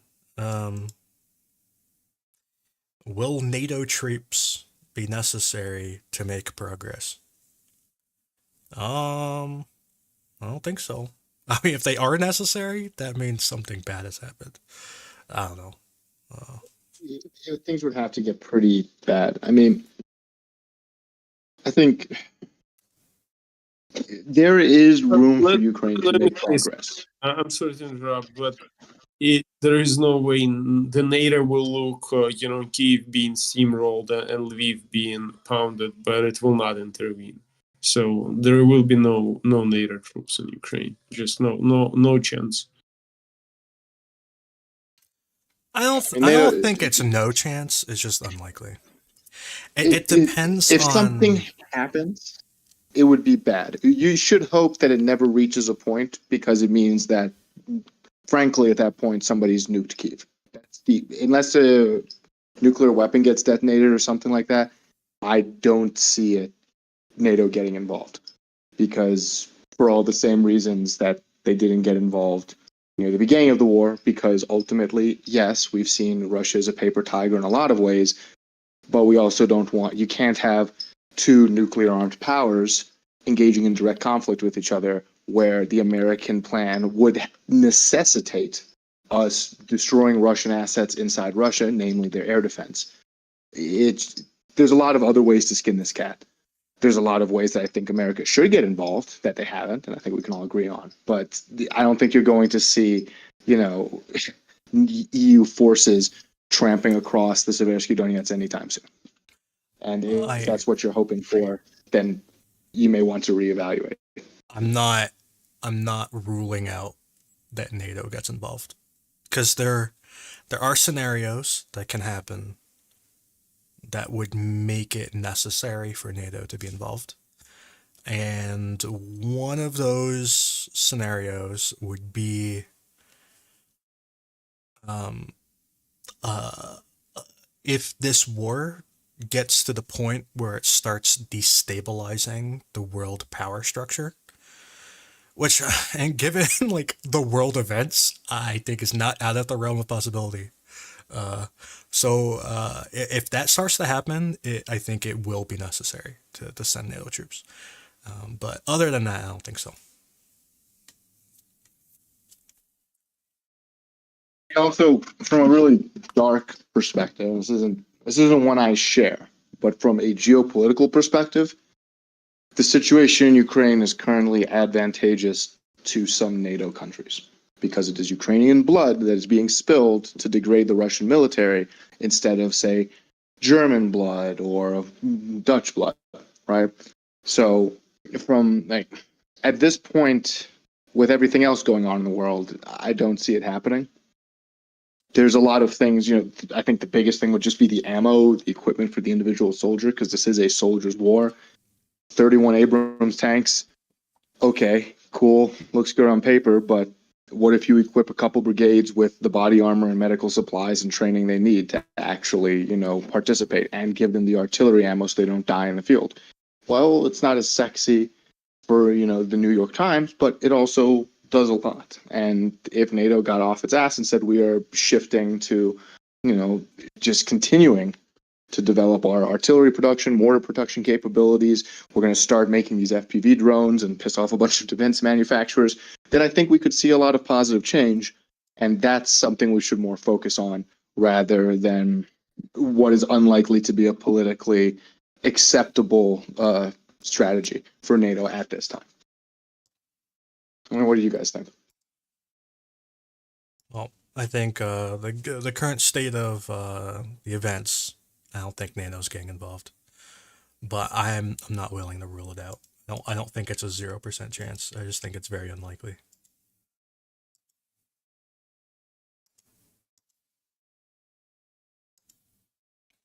I mean, first of all, I think we need to first talk about what NATO is. And if we talk about NATO getting involved in that sense, I mean, NATO has no... Well, it would be NATO countries, the NATO Exactly. militaries. And there you have a large variety of NATO countries with different interests and aspects. Yeah. Okay. So the next... Poland getting involved. We have Poland, yeah. Poland had the opportunity, I think. Poland would fight Belarus if you gave them a chocolate bar for it. So we have the next question. Do you think Ukraine will get to the hill between Kodema and Zaitseva, south of Bakhmut? I think they will eventually, but not this winter, or anytime soon. I don't know. I think it would be very nice to get to this high ground to the east of Otradivka. I just think at the current rate of advance, they're moving like half a kilometer a month, if that, maybe a quarter of a kilometer per month. And at that rate, maybe in like 6 months they'll get there. I don't know. There's going to be a lot of very serious battles in order to get that far. This main highway here is very heavily defended, and I think it will take Ukraine a very long time to fight through, especially because this is not a major axis for them. They're not really focused here, and it seems to be getting even less focused. Like they're whatever small candle they had for their offensive seems to be getting even tinier. It's now more like a little LED light, I guess. But yeah, I don't think this is gonna happen anytime soon. I think it will eventually happen. Like I have very little doubt they will eventually get there. Like maybe next summer, but not right now. Yeah, I think right now what you see from Third Assault is a lot of infantry pushes, and to get that far, relying basically only on infantry, you lose so much manpower, and I just don't think they have it. Yeah. So what they need to do is build out a basically a bridgehead on the other side of this streamy river thing. They need to capture Kurdyamivka and Ozeryanivka. They probably need to link up down this entire length of this rail here, down to Mayorsk. I very strongly doubt they're going to get Mayorsk, but you have to link up this whole area so there's no Russians on the western side of the rail, and then slowly start pushing to the east. Now, I imagine, just as a student of history, I think the first town you would capture is Mykolaievka Druha. I think this would be the first domino to go. And then you would move that way. that is this town is kind of the weakest link in terms of the just the topography. It's the weakest link. So and also not only is it weak it's harder to defend the town, but once you capture it, it's harder to counterattack because there's basically a hill here that goes down to the east. So Ukraine would attack it on flat ground, and if they capture it, they would then be guarding a hill that Russia would have to attack up the hill to get it back. And for that reason, I think this town might be the first domino to fall, and then you could kind of move north from there. Or the other option would be to go to Opitne, which would be, I think, very difficult to capture Opitne. So I think what you'd want to kind of take Kurdyumivka and then move east from there. This is all. I think this is all going to happen in the future. I might do another thread where I predict the events of this battle, because I did a thread predicting the events of Klashivka, and I nailed it. I think I'm gonna do another one just for fun. Maybe I'll get it entirely wrong this time.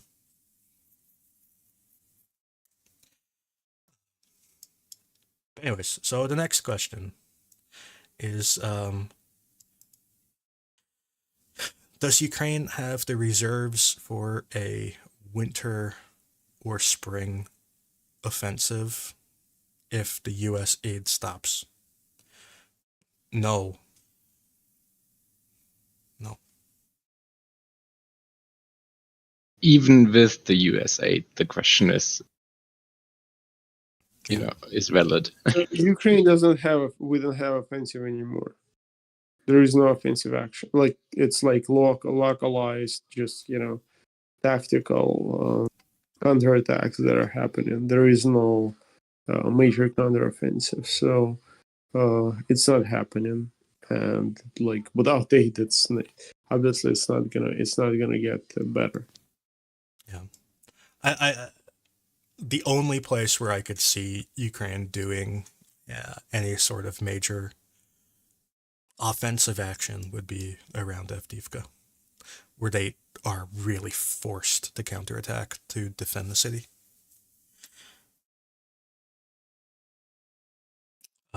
Now, getting to Avdiivka, Gik, do you think the heap is Russian controlled or not? Well, I can say with 100% certainty that Russians were on top of the hill, because I've seen a lot of corpses today there. Or yesterday, I think it was. Yes. I mean, they have released a video of them on top of the hill, and that's all I needed to know they were there. Corpses are different. Data point, yeah. But the corpses also tell you that it's not a very comfortable place to be. No, it's awful. So I don't really know if they control it. I mean, there are some sort of trench systems and bunkers on top. But I'm not sure if it makes sense for Russia to remain up there, because you're kind of like sitting on a silver, how do you call it in English? Silver platter or something? Yes. So one thing that I found just genuinely amusing is yesterday, a lot of Russian propaganda channels published that they had captured this tree line right here. And then, like, I can't remember what channel it was, but it was one of the really huge Russian channels. They published a video that they said was from last night of Ukrainian forces in there. So I just found that personally funny, that like all the channels were like, oh my god, we captured this forest, and then they're like, actually, here's a video of Ukraine in the forest. So I don't know, dude. I've been tempted to make the heap a gray area again. I don't really I really don't know who controls it. I just don't know. I mean, even if they captured the tree line, this like he might be gray zone, right? It might be inside, or surrounded by Russian occupied Well, if it's territory. surrounded by territory, then they control it. Yeah, but if you go on top, you're gonna get shot. Well, that's true for like any high spot. Yeah. Like, But anyway, I think at this point it's probably not wrong, but gray zone would probably not be wrong either. I just don't think Ukraine is anywhere near, and to recapture it, Ukraine has to go through a lot of effort. Yeah. So we've seen that Ukraine has lost at least one Bradley here, and at least one Leopard. The Leopard had a hole poked in its belly, and its belly spit fire out. It was kind of like a dragon, if you imagine a dragon getting poked in the belly. And it the belly caught on fire. I'm not sure if the tank was destroyed or not. I mean, I can tell you most likely it is by now, because the crew, all of them got out, so that's the positive. But at the same time, they left the hatches open, which is the invitation to destroy it. So, Yeah. A pretty cheap grenade will destroy that one. Maybe. I don't know. Depends on the ammo situation. If there's no ammo, then I don't know. But it's a priority target for that one. They will they will charter a train which delivers ammo right to it. Yeah. So, So the Ukraine has obviously been doing some sort of attack. So there's one thing that I've seen in common between all of these lost leopards, and it is a lack of smoke. They don't use smoke like ever. It's very frustrating. Constantine, what do you think of smoke? Am I like crazy? Do I obsess about smoke too much? Some people say I do. Some people they say I obsess about smoke and loafs, and they think it's a problem. Is it a problem? Do I have a problem?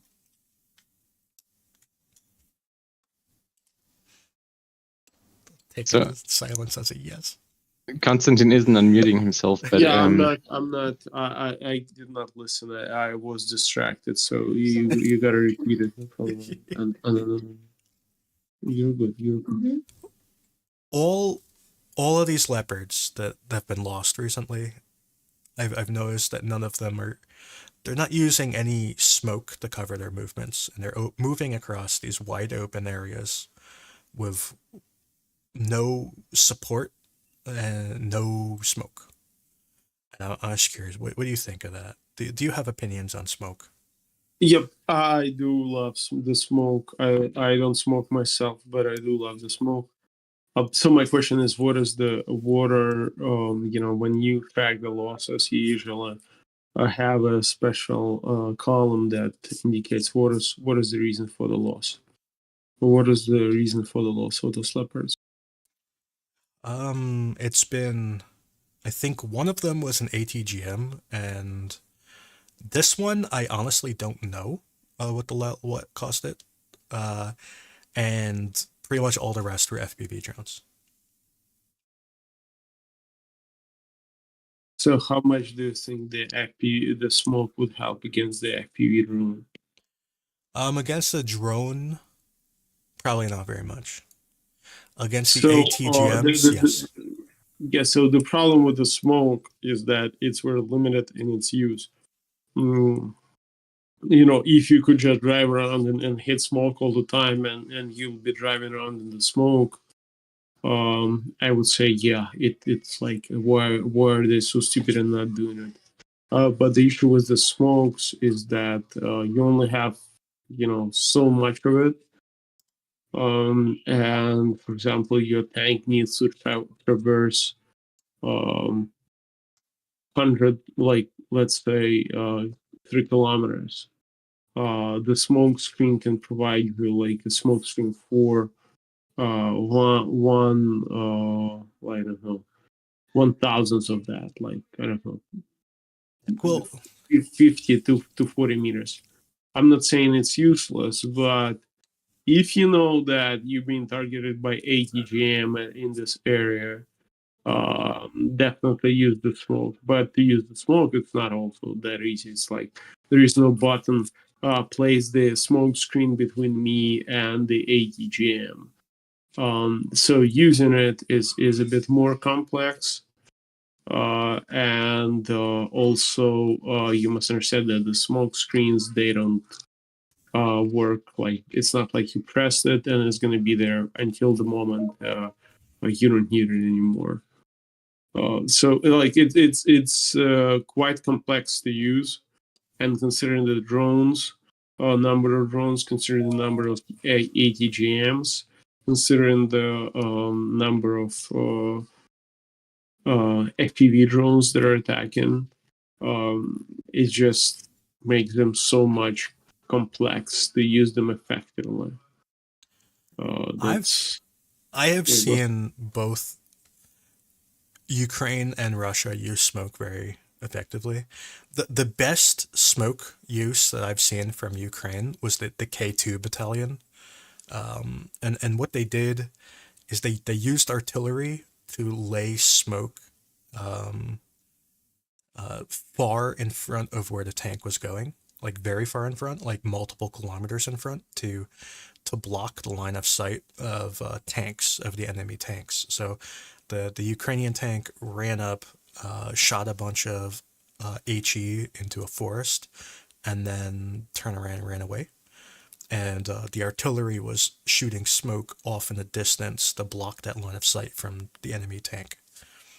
And that was a brilliant use of smoke. I was very, very excited, very excited. And the Russian use of smoke, I think, was even better. And I kind of want to show that video again. I don't remember when the video happened, so I'm just going to go back in time very slowly. It's because it was a while ago. But this use of smoke was absolutely brilliant, and I don't really understand why this isn't like normal. Like why is this stand out as like the only time I've seen this? Anyways, I'm gonna get this video out.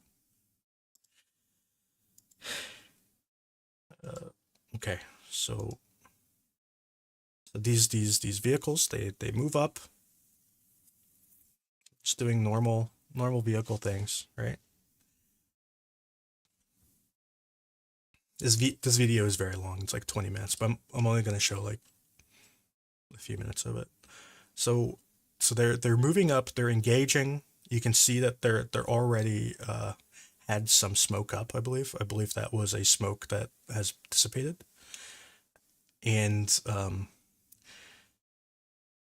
very soon in this video, in fact, I think it's already happening, Russia laid more smoke in front of them. So like that's a smoke round, and that's smoke. So they laid smoke in front of them. So basically what they're doing is they're laying smoke in kind of a line. As their vehicles move up, they're kind of stopping now. They're waiting for the smoke to billow. And as it's billowing, that's another smoke round. As it's billowing, they begin shooting their guns into the forest strips around them. The troops dismount from the BMDs. The troops dismount and run into this forest here. So this is their assault here. And I think this is very good use of smoke. This is how I feel all assaults should look, covered by smoke. Yeah, I think just isolating on that leopard there, there's a few things I observed. One thing is it seems to be early morning and it's very foggy. Yes. So if you watch the video, I'm not entirely sure if maybe they didn't deploy smoke simply because it was already very foggy. The drone observing the leopard is quite close. You can actually play the video. It's perfectly fine. You see the guys getting out, but no one seems to be injured. So, Yeah, it's very foggy. but yeah, and you know, maybe that fog partially even is smoke. Second thing is that what you see on the right there is the tree line, which is, I'd say, relatively intact to you know, provide some cover. And there's this narrow gap, you know, where the tank is basically aiming through. Then the next thing is we don't know what hit the leopard. Yeah, we don't know. I kind of think it was a tank. It could as well be a mechanical defect or whatever. I don't know. Well, it's quite unlikely. I think it was a tank. I think it was shot by a tank. But there's like no impact. Well, the impact is edited out. That's why we don't know. There's an edit right before the hit, so whatever hit it is edited out of the video. So. But one more thing which I found quite interesting is that the tank is going there at all, which is implying that there's currently no minefield. Yeah. And that close to the front line, it's interesting. It could mean a lot of things. I want to add one thing. I had to switch to my computer and to watch the video, and then back to the phone because for some reason my sound doesn't work from the computer. But what I can say, it's like I said, the smokes are great. They're super useful, but using them is not that simple. And this is a scenario where people knew what they were doing, but on top of that, they had good conditions for that to happen in the right environment. For example, if the wind would have been working in into a different direction, the effects of that smoke would be completely different. So what I'm just saying is that it's complex to use. It's much more complex to use than people think, and unfortunately, Ukraine is lacking in the training in using the smoke screens. And of course, even if you train, even if you have all that, it still does not guarantee you the results. And what would language learner confirm here is it's funny, but unfortunately our mentality says like, oh, it didn't work for them, so hell with this, we're not going to use it, without actual analysis, instead of trying to look, okay, it did not work for them because, for example, the wind was wrong, or they did not time it right, so we can time it right and it will be good for us. Instead, we just say like, hell with it. It hurts us. This mentality hurts us a lot, but it's there, and that's why, for example, one of the biggest providers of the FPV drone videos in Ukraine is 92nd Brigade unit called Achilles. Or like Garuda from 46th Brigade and a couple of others. But we have 100 brigades that actually have the same units with the same design, same staff, and almost same everything, but you don't see their videos. And you ask yourself why, and the question is because not everyone is good at what they're doing. And thinking that using smoke screens, in my opinion, is one of those most complex things to use them right. so they don't hurt you. They so you benefit from them instead of being hurt from them, or even just having any benefit from them. Because if you have a swarm of FPV drones, like 5 drones waiting for you in that direction, I don't think smoke screens will help you much, because it's just they will not. Even if if you use them right, the smoke screens themselves do not provide enough cover to hide from the drones.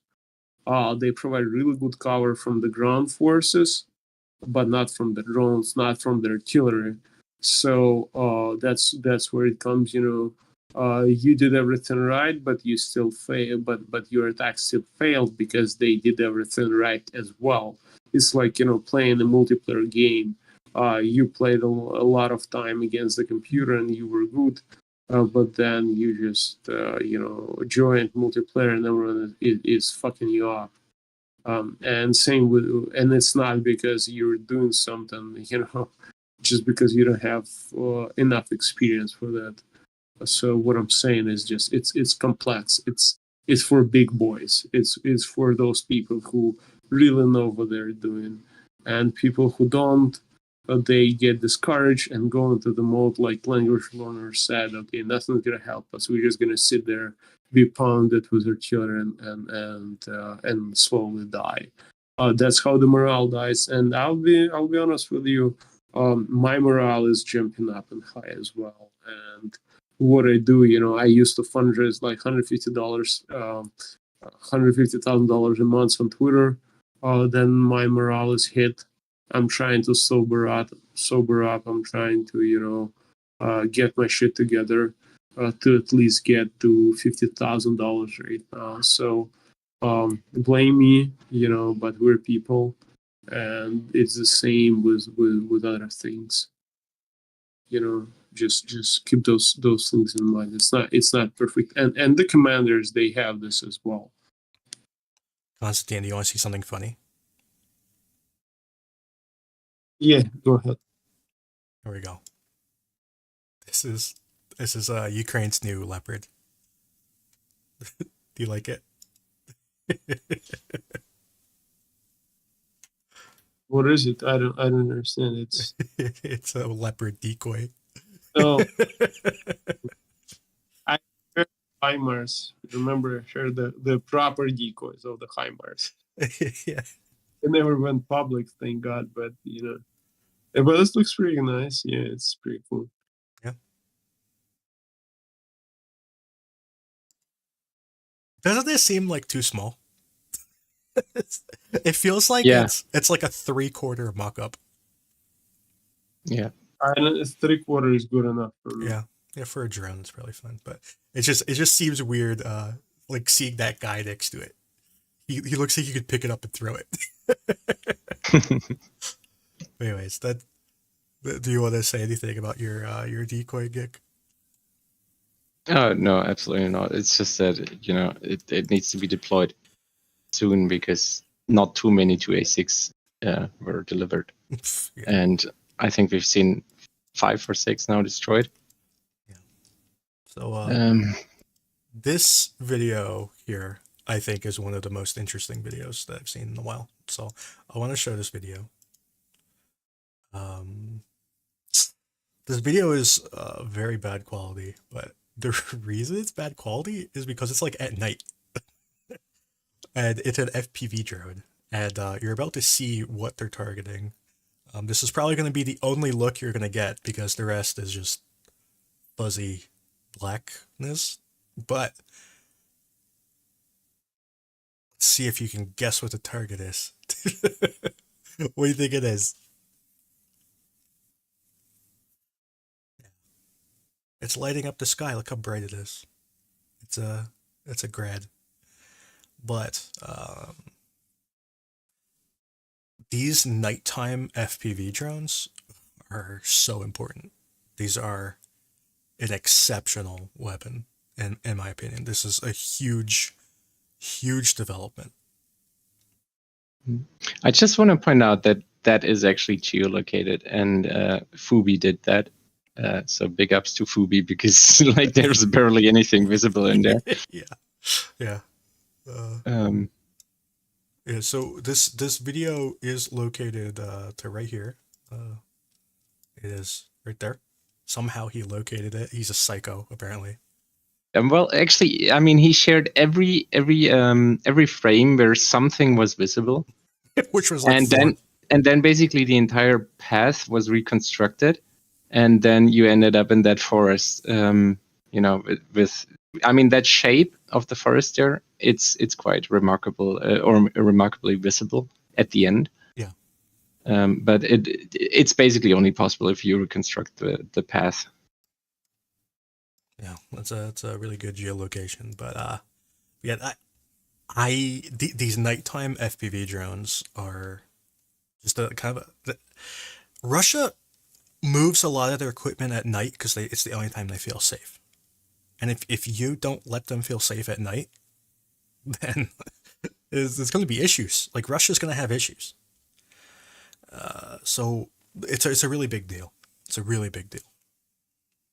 There was some work on this a couple months ago, and it never, my part in it never panned out, so I can talk about it. There were folks who had been interested on the Ukrainian side, but they were looking at much more expensive night vision devices fixed to drones, and I think that ended up being the issue. Like one or two got sent, and the guys were like, they work, but you know they ended up just being used for recon, right?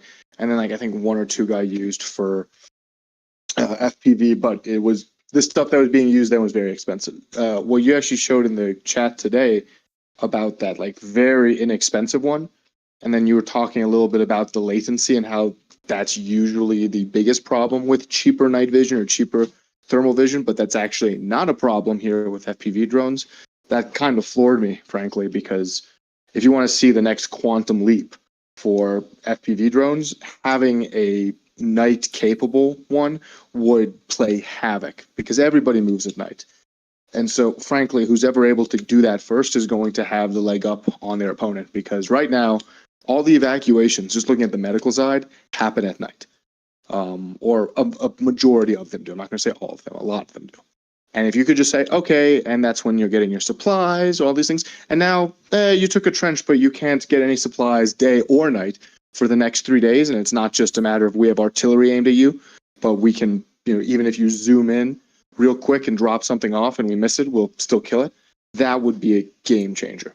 I think that would be one of the larger changes in the war if one side or the other decided to really go all in and say, okay, all of these FPV drones are now for, I don't know, $650 instead of $500, are also dual purpose capable and can be done at night. It's going to require a lot of training though, and I think that's probably going to end up being the rate limiting step more so than the equipment itself. And they don't need to blow up. You can be a dive bomber. You can be a nighttime dive bomber. Oh, then it needs the trumpet. Yeah, are you talking about the standard drop something from below it, or do you mean like you fly larger... at it? You fly at it at full speed, and at the last second, you drop it and pull up. Well, I guess the issue with that, I've actually never seen those. I'm sure they exist. Magyar has used them. Because that's like pretty high level training stuff, especially when you're dealing with the latency right there at the terminal descent. Yep. Because there's a reason why you end up losing footage, right? And you do have a delay that's built into it. And frankly, even just in the recordings themselves, even for recon stuff, the recordings we see online are usually pretty high quality because they're coming from the guy's handset itself. The ones that get broadcast in the way that they get broadcast to commanders and whatnot, or artillery units, those are frequently not as high quality. And so if you have like really specific movements like that, or whatnot that's not being explicitly adapted for by the guy piloting it, or he's being told what to do by someone else, I think that could get really difficult really quickly at night. The dive bomber, it sounds impossible, but they make it work, and it does work. And honestly, if you have like say it's a $700 drone, and say you dive bomb and it makes it so you have a 50% chance of returning home, like, is that so much worse than the 100% chance of losing the drone? Like, because it does the same damage to the vehicle. So I don't know. I feel like the dive bomber is a good idea. I've no doubt it's harder, but they seem to make it work. Now, obviously, we don't have stats, so. Andrew, let me jump in here real quick with, first of all, I need to correct myself. It was actually MC who geolocated that. Okay. So big ups to MC as well. Fubi, of course, did a lot of crazy geolocations in the past, though. So he deserves the credit I gave earlier. And the second thing is I actually did a fundraiser, or at least I tried until the PayPal broke, for a TDF frigate, and they were actually experimenting with the dive bombers, and they're showing it here on video. There's a bunch of parts of the video which are not really relevant, where they just show what they did. Exactly. So you can continue there, skip a bit. I want to see dive bombing. You will. Yeah, I think now it starts. Now they're basically talking about getting new stuff, and okay, that's Valkyrie, so that's not too relevant. That's Recon. Should I keep skipping? Yeah, I guess you can skip a bit. You will notice once it starts approaching. That's still Valkyrie.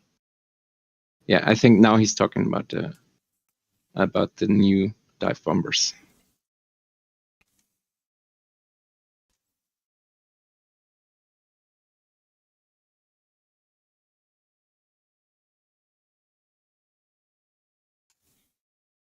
Like, honestly, I think dive bombing is like an innately human thing. Like, you just kind of know how to do it for the most part. Like, not crashing is definitely a skill, but I think knowing when to drop the bomb is just, I think you just know it. You just drop it when you're supposed to.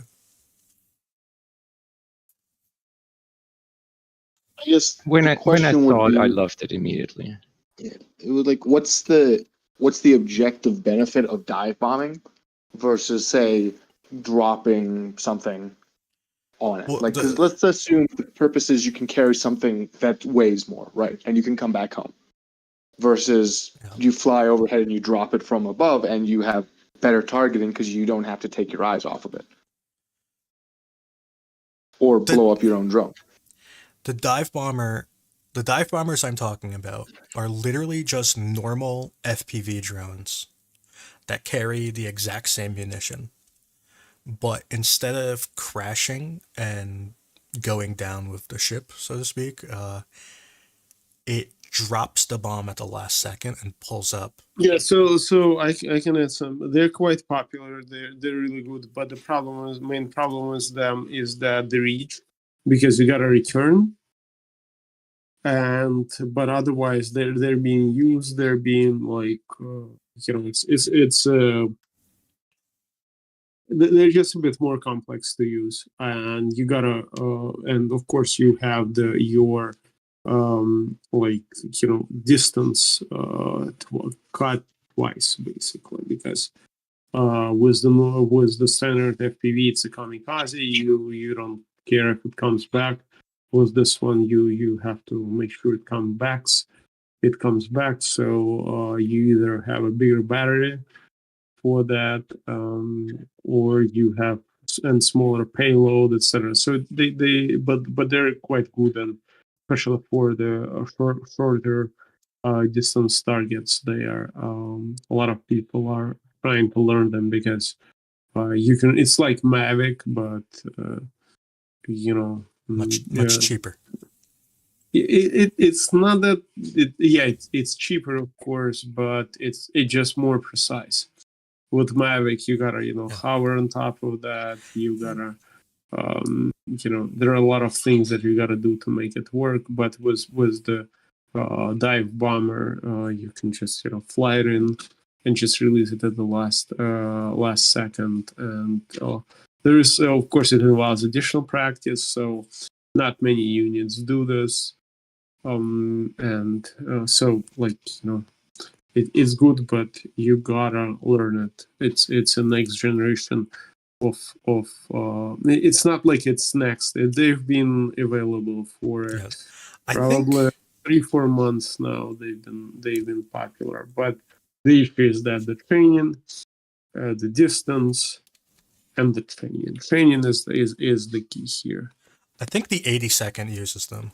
Didn't we get like a bunch of dive bomber videos north of I see Tripoli? this 90-second they use them. It's just a bit more complex because once again one of the key things is the distance to the target and the amount of ammunition that you can carry. With the dive ones you can carry less, and of course you have a lesser success rate because also they have to strike at the right angle. It's a bit easier with the standard drones, with the FPVs. So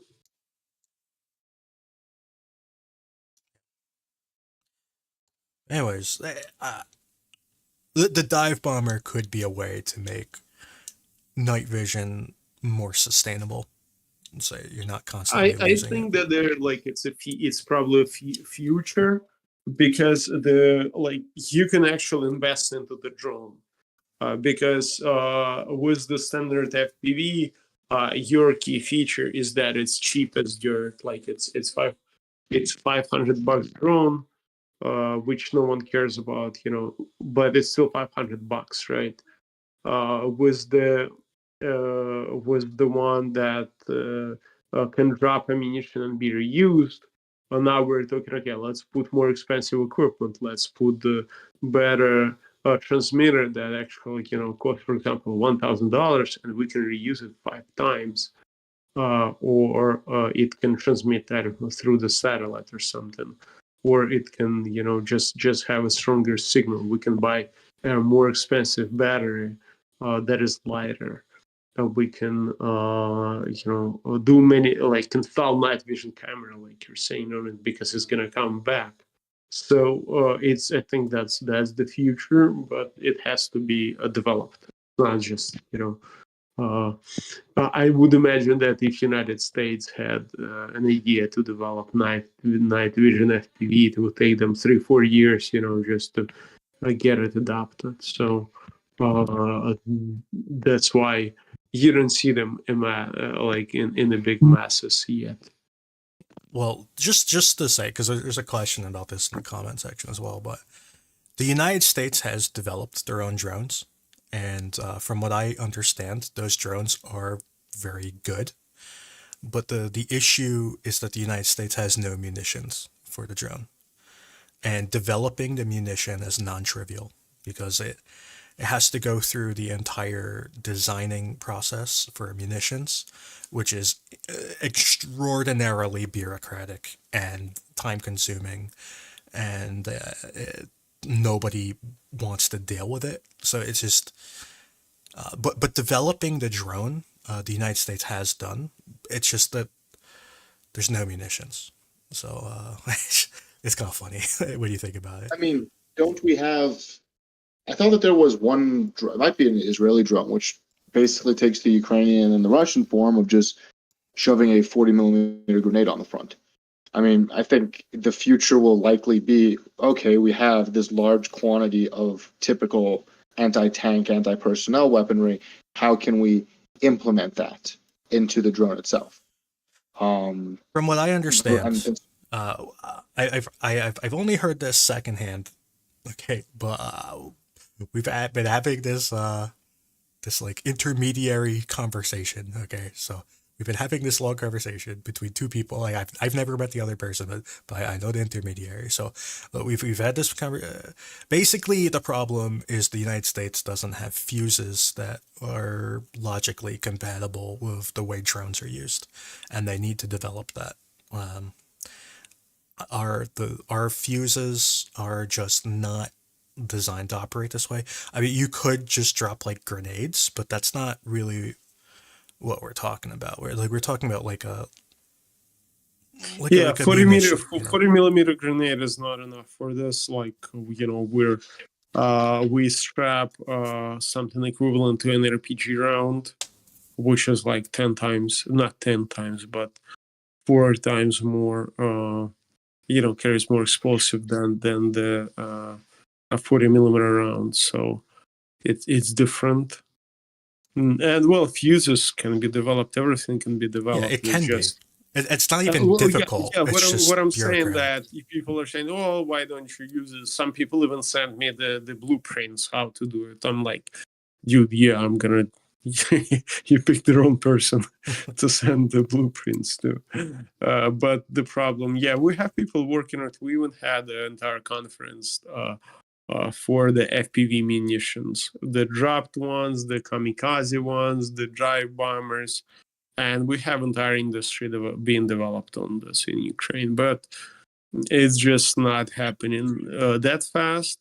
And don't forget that you always have whatever you do, there is a path of the least resistance, and the path of the least resistance is the FPV just kamikaze ones, because you strap it, you send it, everyone can do them, and everyone can, not everyone, but it has the least resistance. With the dive bombing ones, it has much more, resistance. It's a different, you have to evolve to them. And evolution does not take 3 months in this. It doesn't. We've seen the rise of FPVs, like, I don't know how Andrew, you have much better data than me, but probably 3 months, right? That's when we started seeing them in large quantities, maybe 4 months, right? Well, But not. Yeah, I would say the FPV drones really started becoming relevant maybe in April, May. And okay, so it's 5 months, right? yeah, So it's 5 months. and the Russians, they seem to have been like a month or two behind. That like they started in like in May, probably like late May, like mid to late May. I don't know if you remember, I kept posting those videos where Russians were sending FPV drones into their own guys, and they kept posting it over and over again. It kept like blowing my mind. Like I was like, why are they doing this? But anyways, that was in like May, I think. So I know they were using them extensively at the end of May, yeah, for mission critical areas and trying to push back assaults that would have been very detrimental to them around Donetsk. I know that they heavily used them because there were significant casualties as a result of it. that was So their training period, and then in June, like the first like 2 weeks of June, we're also training. And then like the end of June onwards is when they really went the full swing. yeah, so it's like like in reality, 4 months. Because I'm not talking about like when these FPV drones became, someone started using them. I'm talking about when they became, game changer. And right now, no one can I think no one can deny that these drones are a game changer. They are the reason for like law of genocide, for example. But they're really changing the battlefield. And it's been only 4 months. And if we talk about evolution from the kamikaze ones to the dive bombers, well, That was it's that not was good. like maybe It's gonna three take months. time. I have a feature at work that takes me that takes me 3-4 months to deliver. But it's much more complex to deliver dive bombers a month, in the big quantities, and teach people to use them and integrate the culture. And don't forget that with the one of the funniest things was the evolution of the drones. No one cared about them. Then we started seeing the videos from the drones, a lot of them, and people started, oh, we got to get the drones. At the beginning, like actually every beginning. Then, in the middle of couple of months down the road, not months, probably like 6 months, we started seeing more and more videos of the drone drops, of the drone dropping munitions, the standard like Vogue 17s. And the results that people don't understand is that entire Ukrainian military started talking, like even a guy in the rear was thinking like, get me the drone, I'm gonna be dropping the bombs on the Russians like hell, and everyone wanted them, and everyone started fundraising for them. We want them, we want that they will work. And they became popular, and everyone started using them, and it's like a popularity context. Then same with FPVs, no one believed in them, but then we started seeing like hundreds of videos with the FPV striking Russian armor. And everyone started talking, I want an FPV, let's have an FPV in our unit, and it spilled far. Right now it's spilling much further than just a dedicated company inside the brigade, mechanized, or just an infantry brigade. Right now everyone wants the FPV drone, wants to pilot them. And if you say the next for the FPV bomber drones to become popular, the same thing have to happen. Andrew, on topic, one of the Russian training grounds for FPV drones had been geolocated today. It's not yet mapped, but it's on the spreadsheet, the second last item. I don't know if you want to. Let's look. I don't remember where I put the spreadsheet. I found it. Okay. The second to last item. Okay. Right there. And the video is harmless, but I don't know if you want to show. Harmless, you say? Yeah. He has a big chin. Look at that.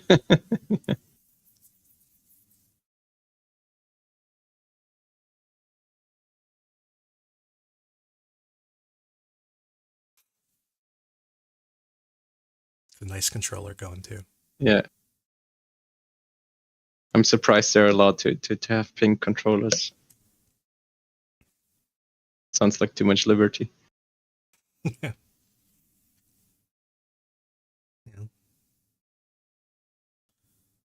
Why would he already wear the goggles? It's how he sees. He doesn't even have eyes. He just knows what he's looking at. Yep. So yeah, that training ground might be, interesting.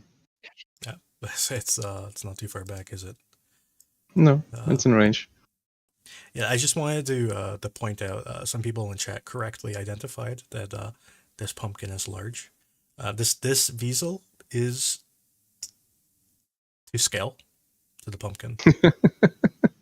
Also, this may let you know the true size of Flurk. You may have thought that they're small or big, I don't know, but this is they are approximately 4 to 5 Wiesels tall. So just keep that in mind.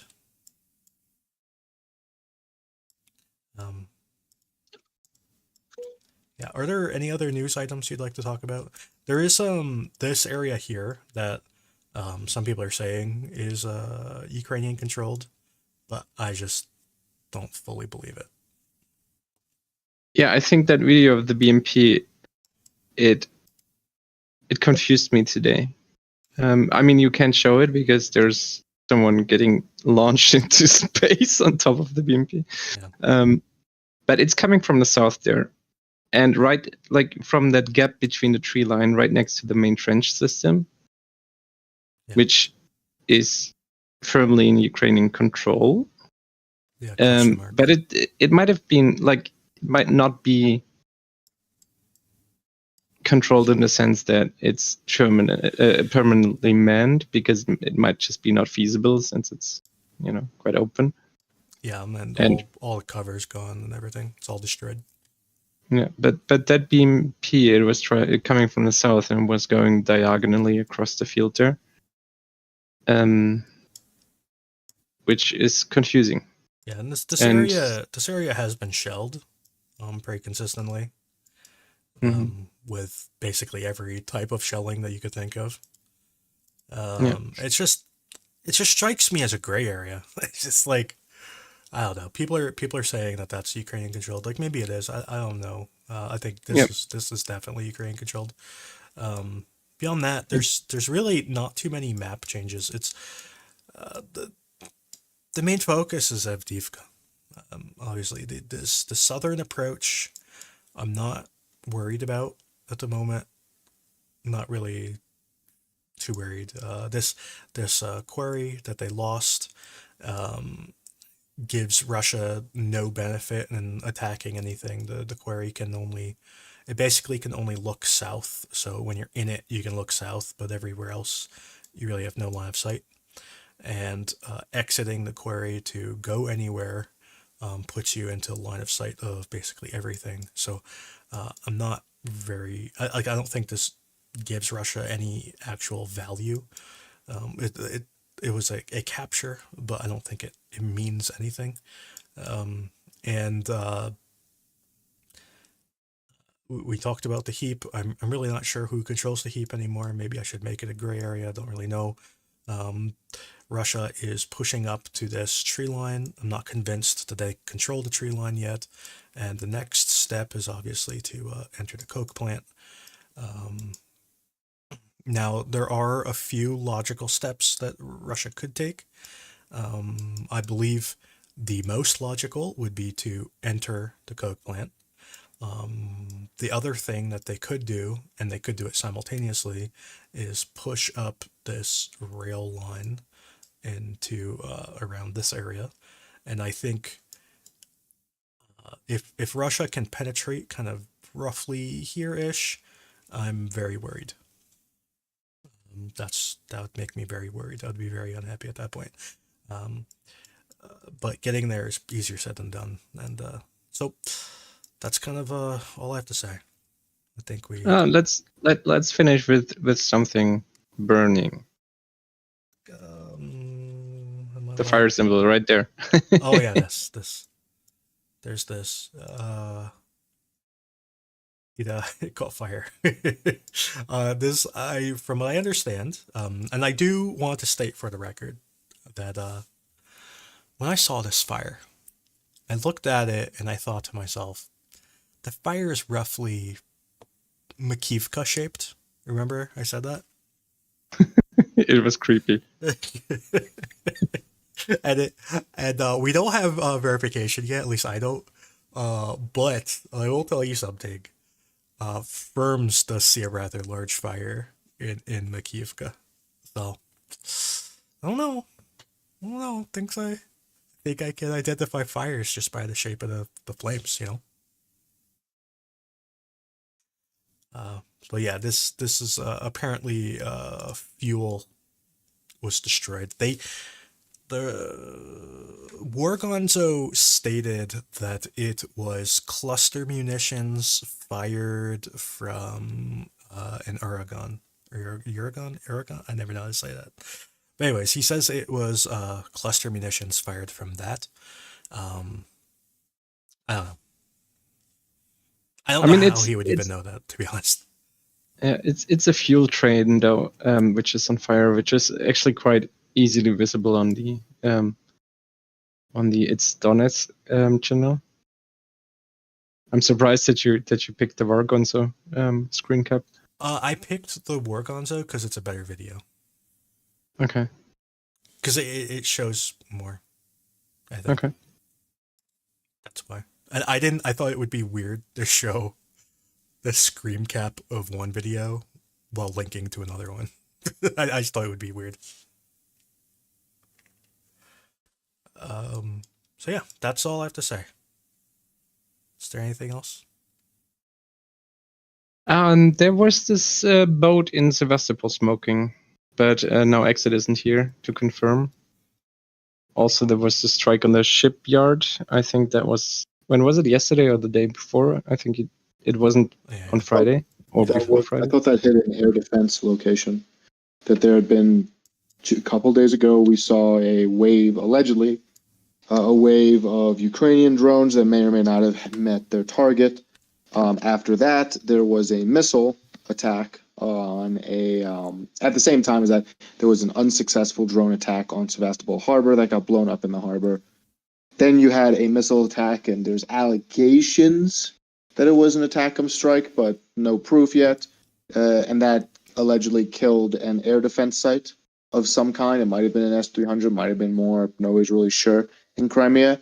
And then beyond that, there were some naval drones doing stuff, but I haven't seen anything indicating they've gotten into the harbor. And I think they actually have like a pretty solid defenses against that now.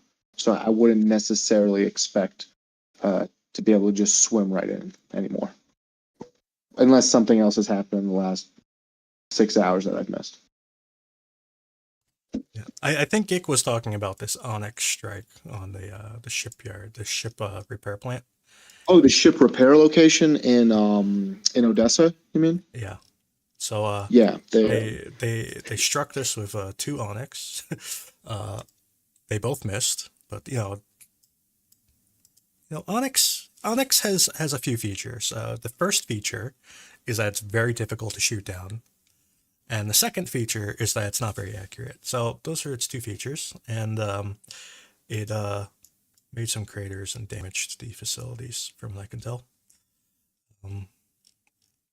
John isn't here, but is it more accurate against ships? Because yeah, Onyx is. Yeah, it uses radar. It uses INS to fly to a location, and then it activates its radar, and then detects the largest radar signature, and then tries to hit the middle of that. So its purpose is like a anti-ship missile. I believe I might be wrong, but I believe they are anti-aircraft carrier missile, I think. But either way, it's an anti-ship missile, so it's more accurate against ships. It's less accurate when shooting at the Earth, which does. I mean, the Earth, to be fair, does have a big radar signature, but hitting just the Earth isn't helpful.